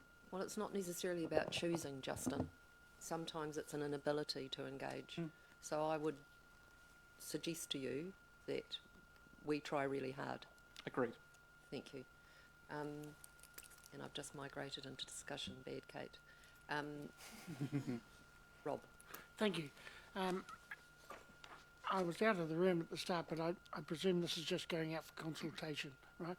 Okay. So there's some pretty meaty subjects in here, and I do get concerned with the sort of thing that the public don't get to understand what the proposed changes are by going through a consultation process that basically says we are making plan changes here. So what sort of comms are you going to put into place to get across the messages, like any of these changes around the, number 9 with minor residential units, says standards to be met in relation to minor dwellings relate to size. That seems like a bit of a minefield. And then the changes in relation to the boundary with the recession plane, that's a minefield too, and I don't know what the details are in there. It doesn't explain what they are. But I'd just ask whether you're intending to highlight some of those issues to the public in our comms, so that they get to understand it. And incidentally, on number 13 there, it says, it is proposed to potentially cause shadows or other negative impact on neighbouring properties. It is proposed to reduce the number of exemptions. I think that word should be increased, which is the opposite. It says it is proposed to reduce the number of exemptions, therefore allowing consideration of retaining walls, pool tanks, fences and walls, play equipment, letterboxes, etc., etc. If you're going to allow a lot more things to be considered, isn't that increasing it? It's actually reducing the number of exceptions we have to the rule at the moment. There's a whole list of these will not be, these are an exception to our height in relation to boundary rule. Yeah. So by reducing that number of exceptions, it in fact increases what you can consider. Oh, I see. Yes. Okay. So yeah. So there's no actual change to the height in relation to boundary rules as we have it, but it's really just reducing the number of what is accepted from that rule. Okay. Example of that is if you go on to page 199 of your attachments, that's an example of the height in relation to boundary exemptions, and we're happy to, or if you want to have a quick look through that, happy to ask any question. But effectively, the intent of the miscellaneous plan change is to make small changes that, yes, they require notification, but they're not intended to make fundamental changes to the development rights or development rights of owners, or as part of that. Any substantive changes would be as part of a review of the residential or chapter, and we very intentionally, there are things would like to change and amend, but we need to go through a process of consulting, make sure people understand the issues. Whereas these are smaller, some of them are typographical, others are minor changes that aren't going to majorly affect people or with that. Probably the biggest impact of the plan change that we're talking about are some of the zone or where people have split zones, and there we are doing our best to engage with people. with that specifically as well. Glenda? Thank you, Justin and Leanne. Mine is along similar things as Councillor Rob. I understand what you're saying, and small changes can actually impact on a design, particularly if it's just about ready to be submitted for council. So I'm wondering and I know that it's submissions coming up, I'm wondering what the communication plan is to connect with the design industry here, architects and designers, so that they don't have a plan ready to go to council and then have to make changes which ends up costing the end user. Through the chair, I forget exactly which year, in terms of changes to the RMA, these changes will only have legal effect once decisions have basically been made.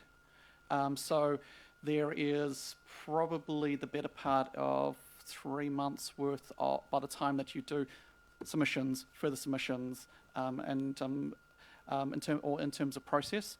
The other thing that we have also been doing is that we have been communicating to our developers forum as well. So trying to communicate with our key stakeholders or people engaged regularly with our district plan users, because those are the kinds of people that are going to be most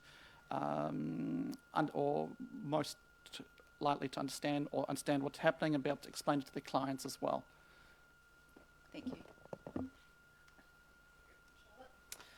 Hey, can you give an example of a split zone scenario?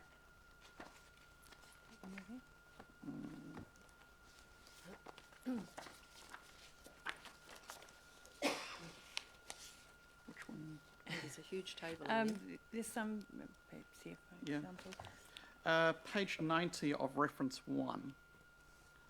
We've got an attachment of all the split zones, but we can take that one as an example. Yeah, I mean, I have read the attached documents, but I just mean sort of what are the circumstances that lead to a split zone? Sometimes there's been a change of use, and historically it might have been a residential area, then it's gone into a commercial area. The property straddles both, and yet that zoning hasn't actually changed. Another example would be where we've got the cemetery, where there was an extension done to the cemetery, and the zoning at the time wasn't changed to reflect the encompassing zone that it's in. So it's almost a sort of admin catch-up. It is actually a bit of an admin catch-up in a lot of things. But no significant changes for the property owner. In fact, it makes it easier for them, and this is what we put in our communication with them in the initial letters. Because as Justin mentioned before, the more stringent rules would be appropriate if they've made an application for a resource consent. They've got 2 zones across their property. Both of them would have to look at and be looked at. So by reviewing each of these and saying what is actually the most appropriate zone for that now as it stands, is what our recommendation has been to them. Cool. Thank you. It's helpful. No further questions? So we've got a recommendation that the Strategy and Policy Committee approves Plan Change 60 Miscellaneous 2 for public notification in accordance with the requirements of the first schedule of the Resource Management Act 1991, after having particular regard to the evaluation report in reference 1. Would someone like to move that recommendation? Thank you, Jenny. Thank you, Charlotte. Any discussion?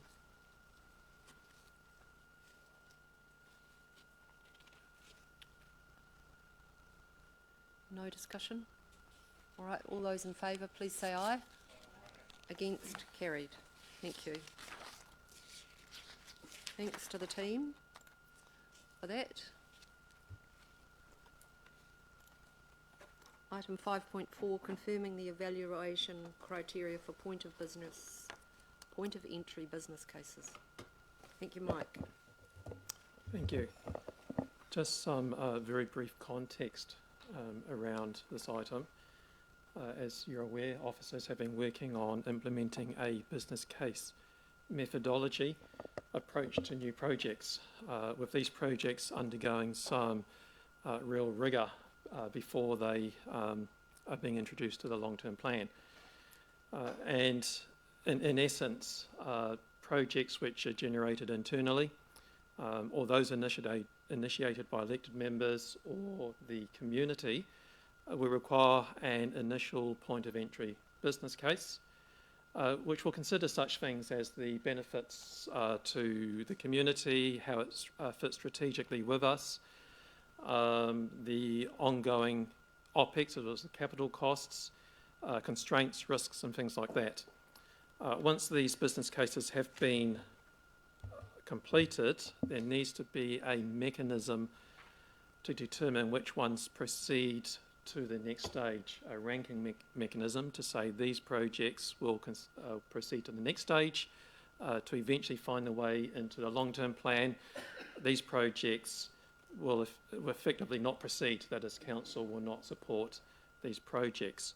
And so this item presents for adoption a scoring matrix which comprises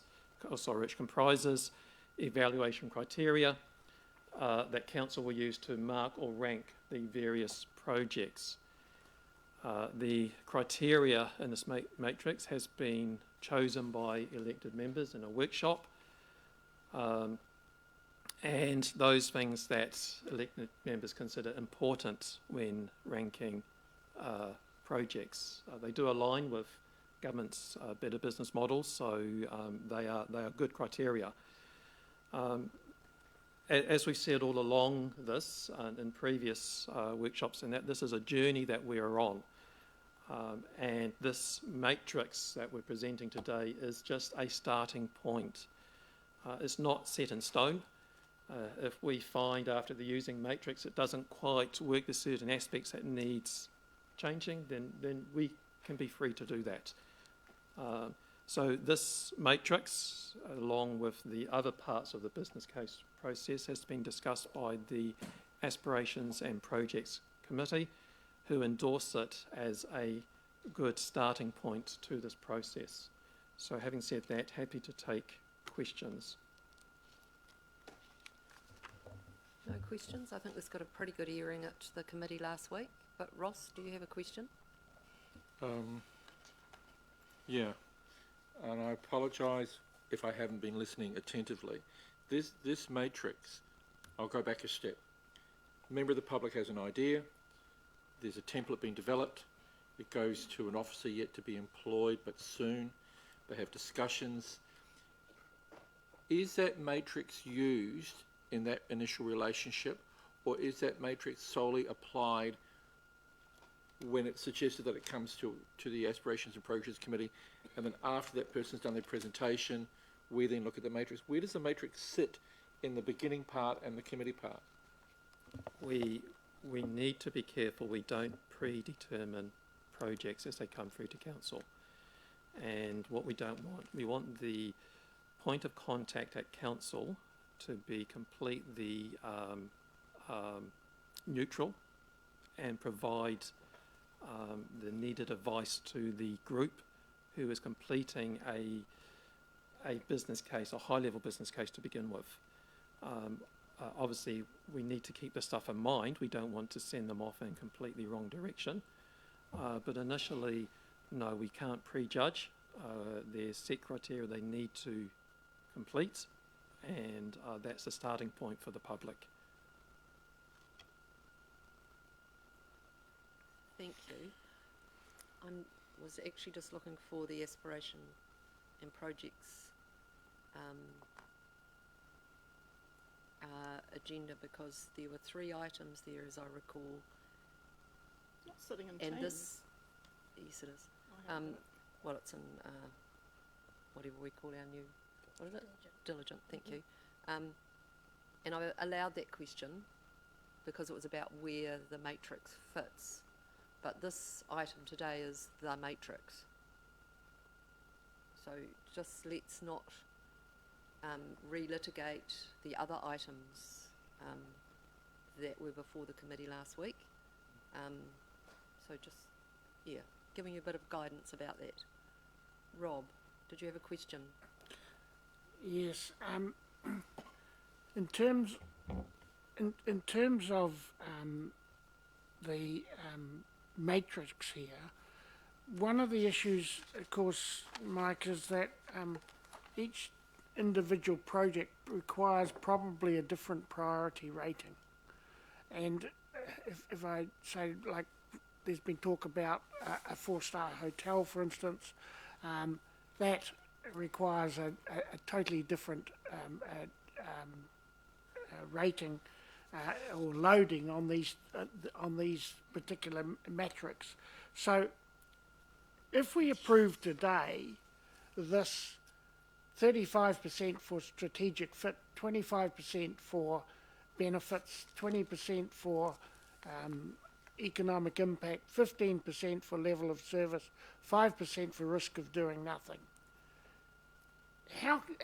What's the process of changing that? Or can it be applied project by project? Can I just ask that question in a slightly different way and tell me if you think I've got it wrong, Rob? But I think in the first instance, the question is, would this matrix fit largely any project, be it a hotel or be it some other relatively minor project? I think it's the first question to ask. Yeah, it's really the loadings and the flexibility of being able to swap those loadings around. I think you've probably partly answered your question. Yeah. The short answer to that is yes. In context, this is a guide. It's a guide to start the initial ranking. Obviously, every project will have unique things to itself, and they need to take into account. But we need to start somewhere, and this starts that process. And as we go through the process, we are free to say, well, this one should carry a little bit more weight than what it normally does. Okay. Mr. Langford may want to add. So we'll ask the Chief Executive to chip in too, please. Yeah.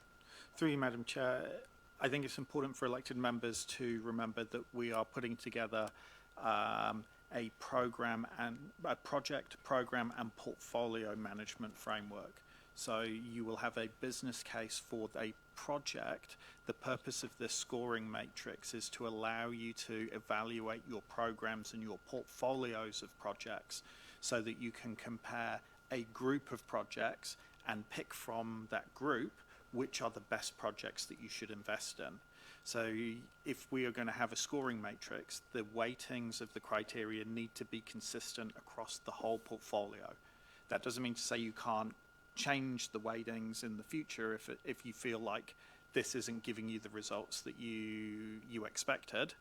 But if you change it for all projects so that you are evaluating them in a fair and consistent way so the best projects make it to the top of the list and get investment through the long-term plan. I will, though, reiterate the point that Mr. Fermor has made, is that this is just a tool to help you bring some order to an otherwise complicated system. It does not lock you in. Just because a project scores high, you don't have to invest in it. Likewise, if a project scores low, you don't have to exclude it, and you still have that option to reserve your individual judgment. But it's a tool to help you sort through what could be, by the time we get to the long-term plan, a list of 200, 300, 400 projects. Doing that manually without a tool is going to be incredibly difficult. This gives you some objective structure to evaluating projects to inform your decision, but it doesn't dictate your decision for you. Philippa? Yeah, thank you. On page 39, Mike, where you sort of come up with these 5 top criteria, but it's some of this other criteria, I guess, I'm not sure of that. I mean, I should be able to ask most questions because I'm not on the Aspirations Committee, so I couldn't ask questions. I wouldn't be able to, even if I was there, ask questions without the consent We all of the had chair. speaking rights, Philippa. Right. Okay, but I guess in particular things like the whole of life cost and the community's views and preferences. Can we get an understanding of are there anything sitting below with these top 5? Are they now completely out, or where are they factored in? Do you like to remind Philippa how we came about these 5 top criteria? Certainly. So the 5 criteria was done through a workshop with elected members where you were giving the whole 9, and at that time, what you considered your preference for the top 5 and the ranking of those top 5. So we have gone through that exercise to determine a list of 5, and a choice had to be made, and those 5 were deemed at that time to be the most important 5. And as I've said, they do they're not inconsistent with best practice. But my question is, are the others now completely out? Do they factor anywhere? Because things like community views and preferences and whole of life cost, I think, have got a real value. And I will give a couple of examples on, well, my concern, I guess, like whole of life cost, with respect, and this is for actually the Wongley Velodrome project, that whole of life cost was used as quite an argument against it, talking about it will cost $1 million forever and ever. Whereas with the Sargent Gallery, it's never been used against it, even though we know that will cost millions of dollars forever and ever too in loan and interest costs. So to me it seems for some of our critical projects, or looking at them, the whole of life cost is really, really important, and yet, you know, I would want to, and yet it's really been factored out. And the community's views, I think, are also very important. We might have the greatest idea in the world, but if the community doesn't buy into it, that's an issue. Perhaps just in answering a couple of those comments there, so the things you've talked about, like whole of life cost, they are actually factored into these criteria. So, for example, under benefits, you have measurable cost benefit ratio. When you talk about the community's views there, community views are always taken into account when we do our own strategies. So they fit within strategic fit. Our strategic fit aligns to what the community's views are. So those things are included within this criteria. Through you, Madam Chair, if I can add a comment in support of what Mr. Fernmore said there. This is, again, repeating my earlier comment, a tool to help you sort through your projects, but things like the community's views and preference is a fundamental requirement of your Local Government Act decision-making responsibilities. So this will just allow you to sort through the projects. As part of the long-term plan process, you will still consult with the community and understand what their views and preferences are before you make a decision to commit to a project or not. So this doesn't exclude them.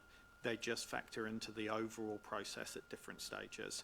Likewise, with your affordability lens, your prudence requirements as part of making your long-term plan, all of those things will factor into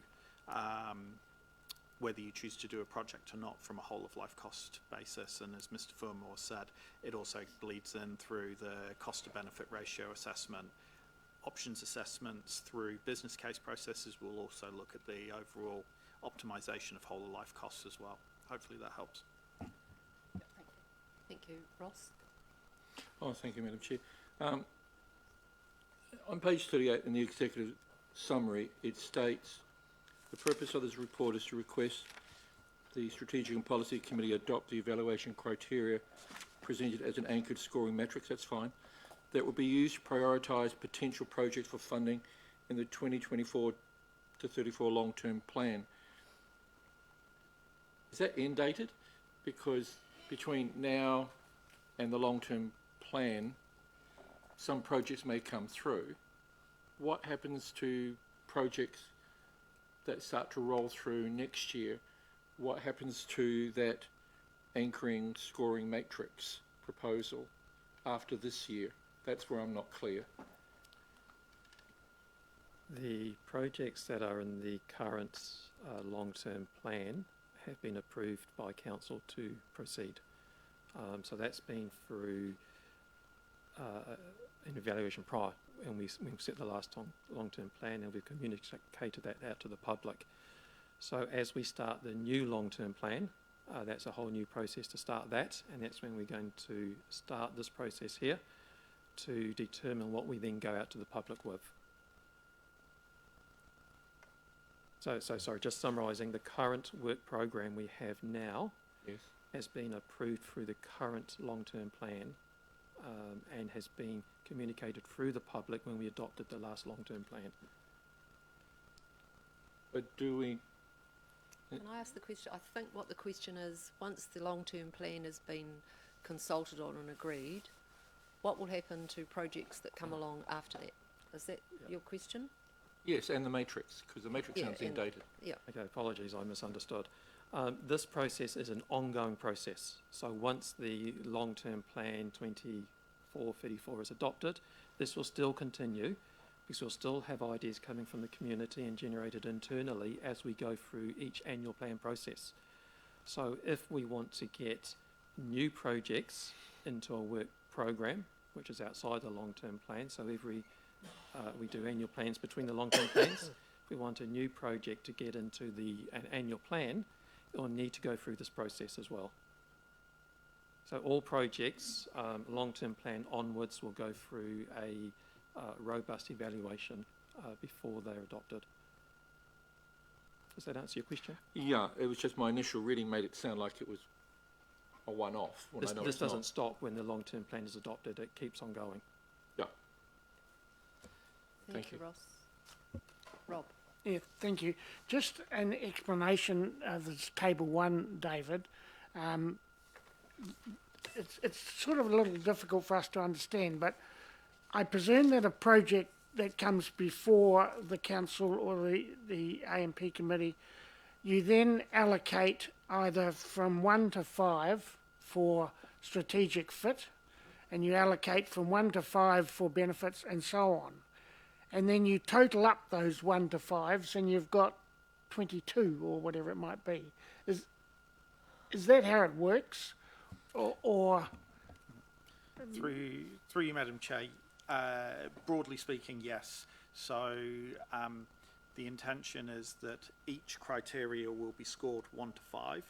The purpose of having the anchored scoring scale is to make sure that we've got calibration and consistency of scoring so that you can get 2 different people to score the same project and they should give a similar score. Once the matrix is filled in 1 to 5 against each criteria, that is effectively converted into a score, a bit like a percentage. So if you scored 5 against each of the criteria, you'd get 100. If you scored 1 against each, you'd get 0. And then that allows you to rank your projects based on their score to get the most desirable projects to the top of the list and the least desirable to the bottom of the list, and you've got that initial cut of scoring and prioritising your projects. I understand a bit more now about what I was saying before about individual projects being different, but you have to question why we need the loading, because if you go from 1 to 5, you're actually loading it anyway, aren't you? If you only give something a 1, you're actually effectively saying, well, that's not very important. And if you're giving it a 5, you're saying it is very important. So you're loading it anyway. I foresee that we might have problems in the future with this range of 35 to 5%.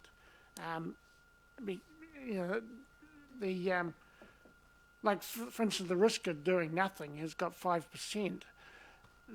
Some of these projects, the risk of doing nothing, like for instance the Repertory Society, you've got a building which mightn't stand the test of time. The loading obviously is incorrect when it's only 5% if it's like that, but you'd be rating that on the 1 to 5 anyway, so that's probably taking care of it. Have you got any comment to say about the need for this percentage loading as well, David? So, through you, Madam Chair, the weighting of the categories is there to to recognise the fact that not all of categories are equal. So to give you to give you an example, one of the categories we proposed was how difficult a project was to deliver.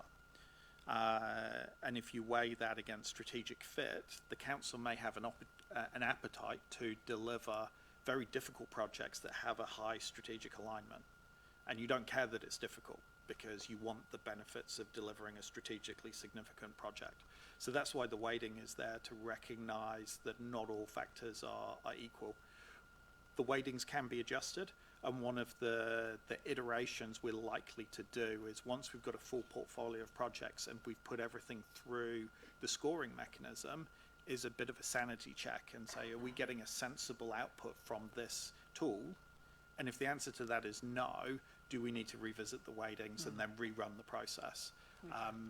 So I think don't be dissuaded from adopting this today, because again, you're not locking things in stone. You're just establishing our very first go at putting a structured and objective tool in place to assist with the evaluation of your projects. We can iterate this over the next 12 months as we build the long-term plan. Philippa. Yeah, thank you. I'm going to, sorry, probably the stupid question on camera, but with strategic fit being the most highly weighted, and with that talking about how well this project aligns with our strategic vision for Wanganui, what is our strategic vision for Wanganui? So through you, Madam Chair, I'll jump in on this one. We are embarking on a process to replace the leading edge strategy with something new and wrap up and bring in a lot of the other strategies that Council already has as part of one of the recommendations from Council Mark. So through that long-term plan process, you will get the opportunity to work with the community and redefine what our strategic vision is for the Wanganui community. And then it will be against that we benchmark the scoring for projects. Thank you, David. And just, sorry, going further, I guess, you know, the long-term plan won't be finished until the 1st of July next year, I guess. It won't be implemented. That's going to be, a good year and a half, at least halfway through, is it? Through our term, further than that. So what are we going to do in the meantime? You know, I guess I'm just trying to ask the kind of be the devil's advocate here. This seems really important. We all want to get on with projects, including a hotel and, you know, a whole lot of other stuff. But we haven't. But if it's going to take us that long to really come up with what our strategic vision is for, you know, I think we're going to be all quite frustrated by that, and so is Wanganui. And I'm, you know, what are our interim steps? I mean, I think I put something like by email an action plan for Wanganui. I mean, I know there's all these processes, but they're all getting in the way of us actually moving forward. So through you, Madam Chair. Are they not? Yeah. So through you, Madam Chair. No, because you've already got a capital works program laid down in your long-term plan and the annual plan that takes you up to the next long-term plan commencing. So we still have work in progress, and we have a work program on the table that we need to get on and deliver. So it's not that we're taking a holiday and we're going to make no progress, but we need to be realistic. We can't build the aeroplane whilst we're flying it as well. Putting in a new regime to support how you invest through capital projects into the community is no small feat. And I've said before during workshops, to get from our current ground zero to doing this really, really well with detailed business cases to support all your investment decisions is likely to be a 2 LTP cycle fix. We think we can get to the point where all of our projects have point of entry business cases, and some of the bigger ones we're investing in developing detailed business cases for this LTP coming. But there's a huge amount of work to do. The organisation hasn't been resourced to do this level of upfront planning in the past. So it's quite a systemic change we're trying to make here. But in the meantime, we have a current work programme. We can continue to make progress so our community doesn't stall or go backwards. Thank you. All right, it's had a fair hammering. Let's put the recommendation that the Strategy and Policy Committee notes the feedback from the Aspirations and Projects Committee and adopts the evaluation criteria as described in Table 1 of this report. That is the recommendation that I'm putting to you. Would the Chairman of the Aspirations and Projects Committee like to second it? Yes. Thank you. Any speakers? Just one. Jenny. Thank you. Look, I don't think the process that we've designed is perfect. It's not meant to be perfect. We're supposed to be looking at the best we can do and get started and start to evaluate it, and then we can see the flaws or any weaknesses in the process, and we can tweak it along the way.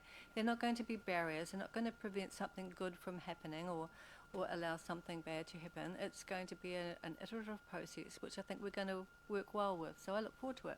Thank you. Nice. Andrew. Yeah, just my only comment is I liken the time from now to 1 July next year as a runway, if you like, and the plane will take a while to get into the air, and so we've got a period of time between now and then to establish a clear vision for our future for Whanganui. Whatever the time horizon is, it could be 20, 30 years' time. So what does that look like, and how do we paint that picture? Because a vision is something that you can't see yet, and we haven't described that. And to have one single vision for Whanganui, it's going to take time to unpack that, not just for ourselves, but to involve the rest of the Whanganui community. So the runway between now and 1 July next year to me is a pretty short runway, actually, by the time you consider everything we need to do, forming our own thoughts, which we've already started, but also involving others in our community as well that have got dreams for what Whanganui could be in years to come. And so I'm pretty happy with the process. I think there's enough to do between now and, from a council perspective, if I see what council David and his team need to do between now and 30 June next year, there's enough on your plate, isn't there, David, I would suggest. So I'm happy with that process, that there's enough, I'm happy that there's enough on the council's plate to get on with the job and do some things between now and 30 June next year. At the same time as articulate and develop and involve as many of our community as possible in dreaming about what our future might look like, and so that's going to take some time. So, and I think with the criteria that we've got up there, it is it's a first go at it, and I'm personally pretty happy with the weightings, but also what we've got. We have to have constraints. We can't have the full list, and it was pretty hard making the choice to get to those 5. But I think we're all happy with it. So, yeah, it's just general thoughts. Thank you. Thank you, Andrew. Philippa. Yeah, thank you. I am going to, I'll call it a conscience vote against, but I am going to reluctantly vote against this. I mean, I appreciate the work done. I wish I think it is a good kind of start again. I have concerns over, that, I guess I have concerns over we're putting something in place without what we might call a strategic vision for Whanganui. But particularly I'm going to vote against because I think things like the whole life cost, the net present, the whole of life cost of the project, which is biting us now, actually around the Sergeant Gallery, and is going to bite people for the future. It's not that I'm against it, it's about that, it's just the comment, I've made this I think I've made that clear, where I stand on that, but also, the community's views and preferences, and we could go into the last long-term plan when we had over 700 submissions, the most ever in this community.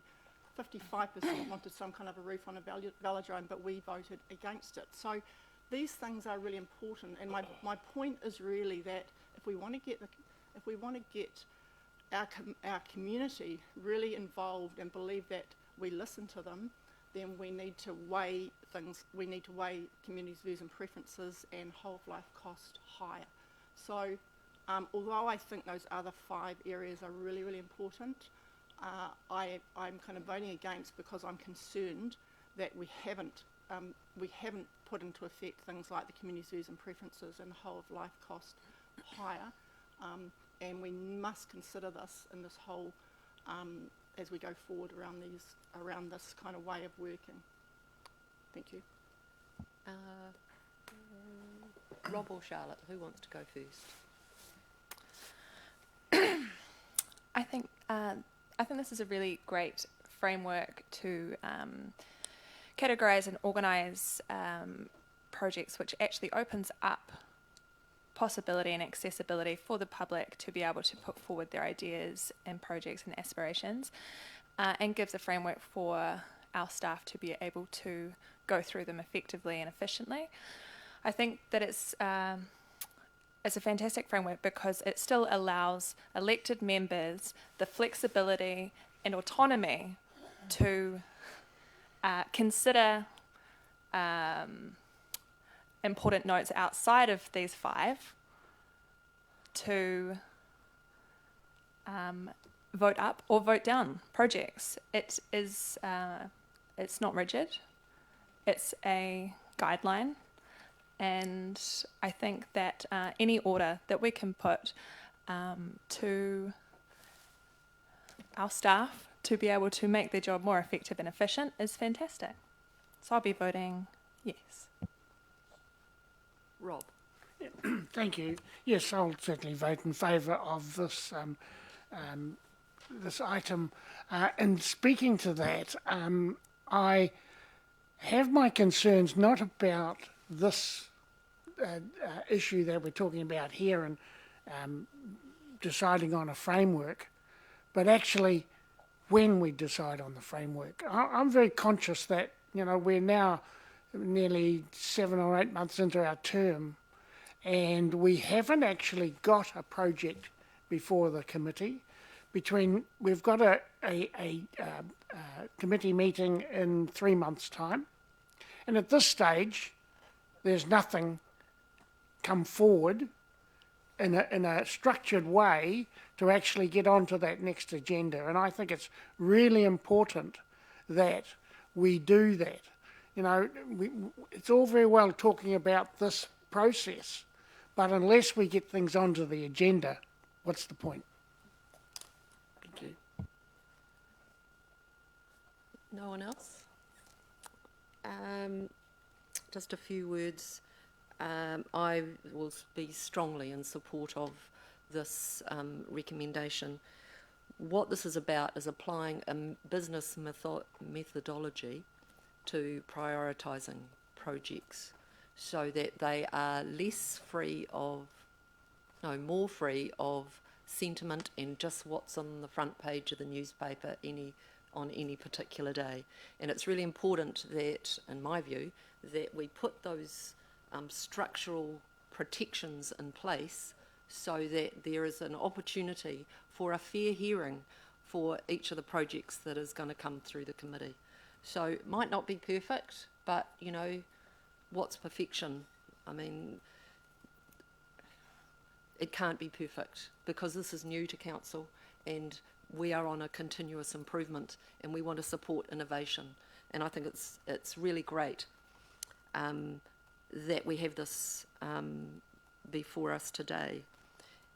The results may not be instant, but they need to be sound and over time. I'd also make the over time will deliver. The other thing I'd like to make a point, whilst we are going through a consultation process to improve the leading edge strategy or reinvent it or whatever, however we want to describe it, there is a lot of damn good stuff in that leading edge strategy, and I would be very surprised if it's so very different from what we've already got. Yes, it needs to be fresh. Yes, it needs to reflect our community today, but there's actually a lot of good stuff that I'm sure will be carried forward. So without further ado, again, I strongly recommend this, and it is good work. It is good, solid work about supporting innovation and a different way of doing things at council. So that is my recommendation. All those in favour, please say aye. Against? Carried. Thank you. I was just getting onto a bit of a roll.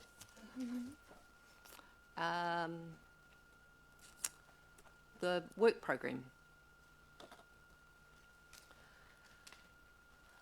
Thank you, Elise.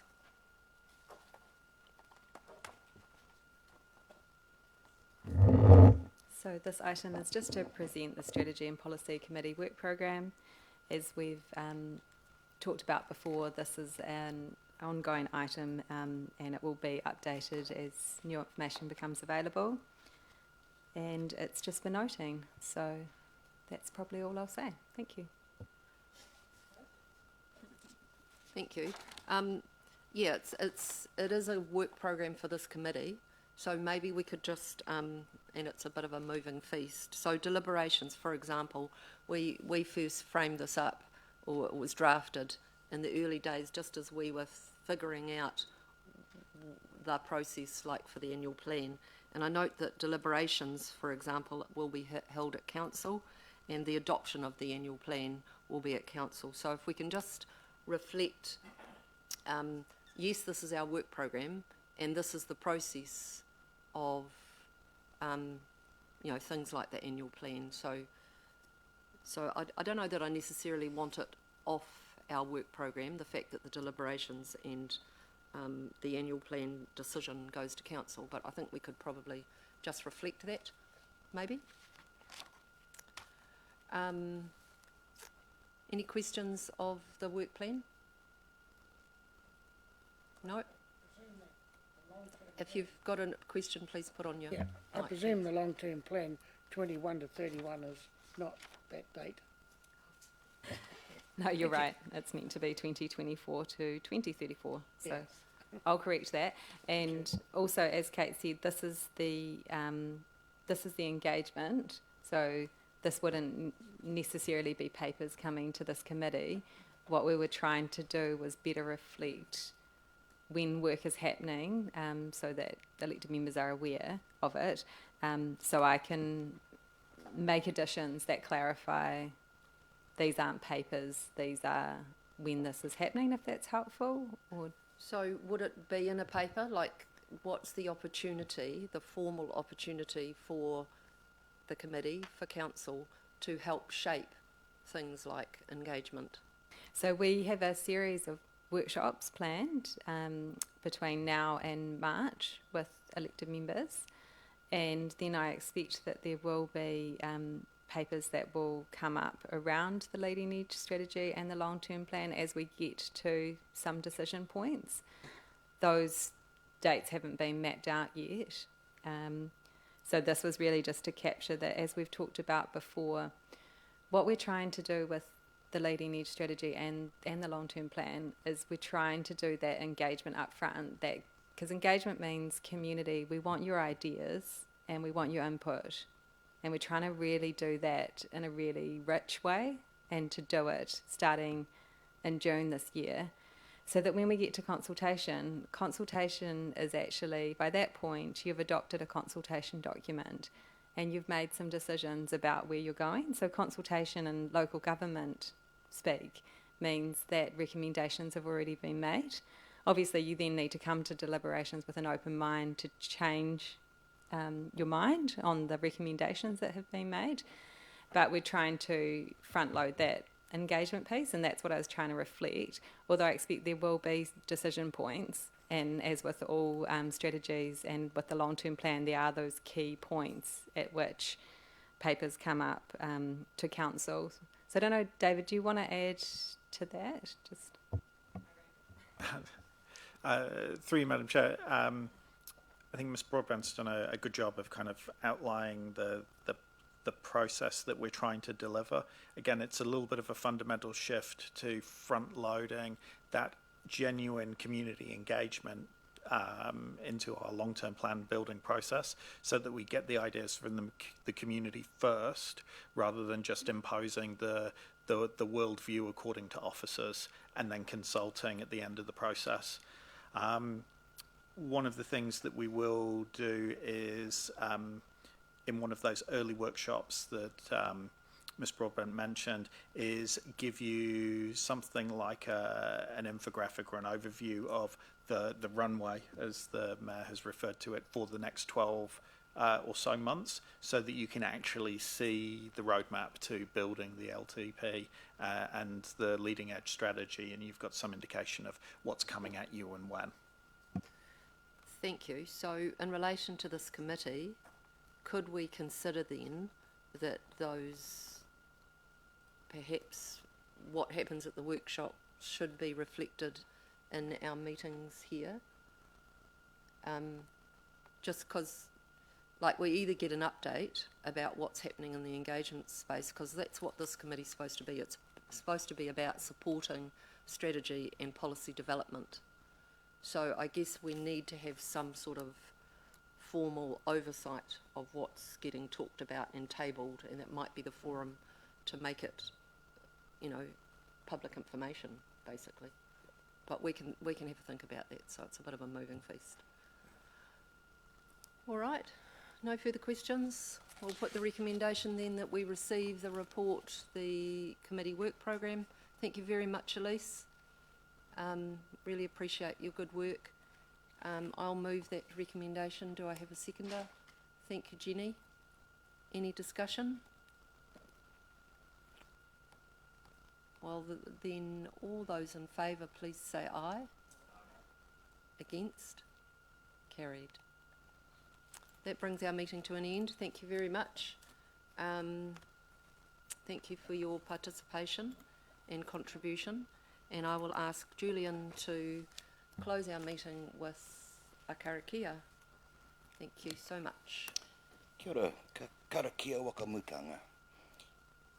E aha ki runga ki aranga nui, e oho ki raro ki a papa tūnuku. Wakata iranga, te kupu, te kōrero, te mahi. Ki te pau o te wari, he tonga, he mahi a muri. Ka puta ki te waiao, ki te ao marama. Haumi e, hui e, taiki e. I acknowledge, greet those things above, the sky, the universe and the heavens. I acknowledge and greet those things below, the earth in all its entirety. Let's suspend the words, the discussion, debate, negotiations. The work covered, the pillar of the house, as a treasure, point of importance, to be revisited at a later time, so we may enter into enlightenment. Let it be bound and fixed, yes, fixed. Let it be agreed by all. Kia ora tātou.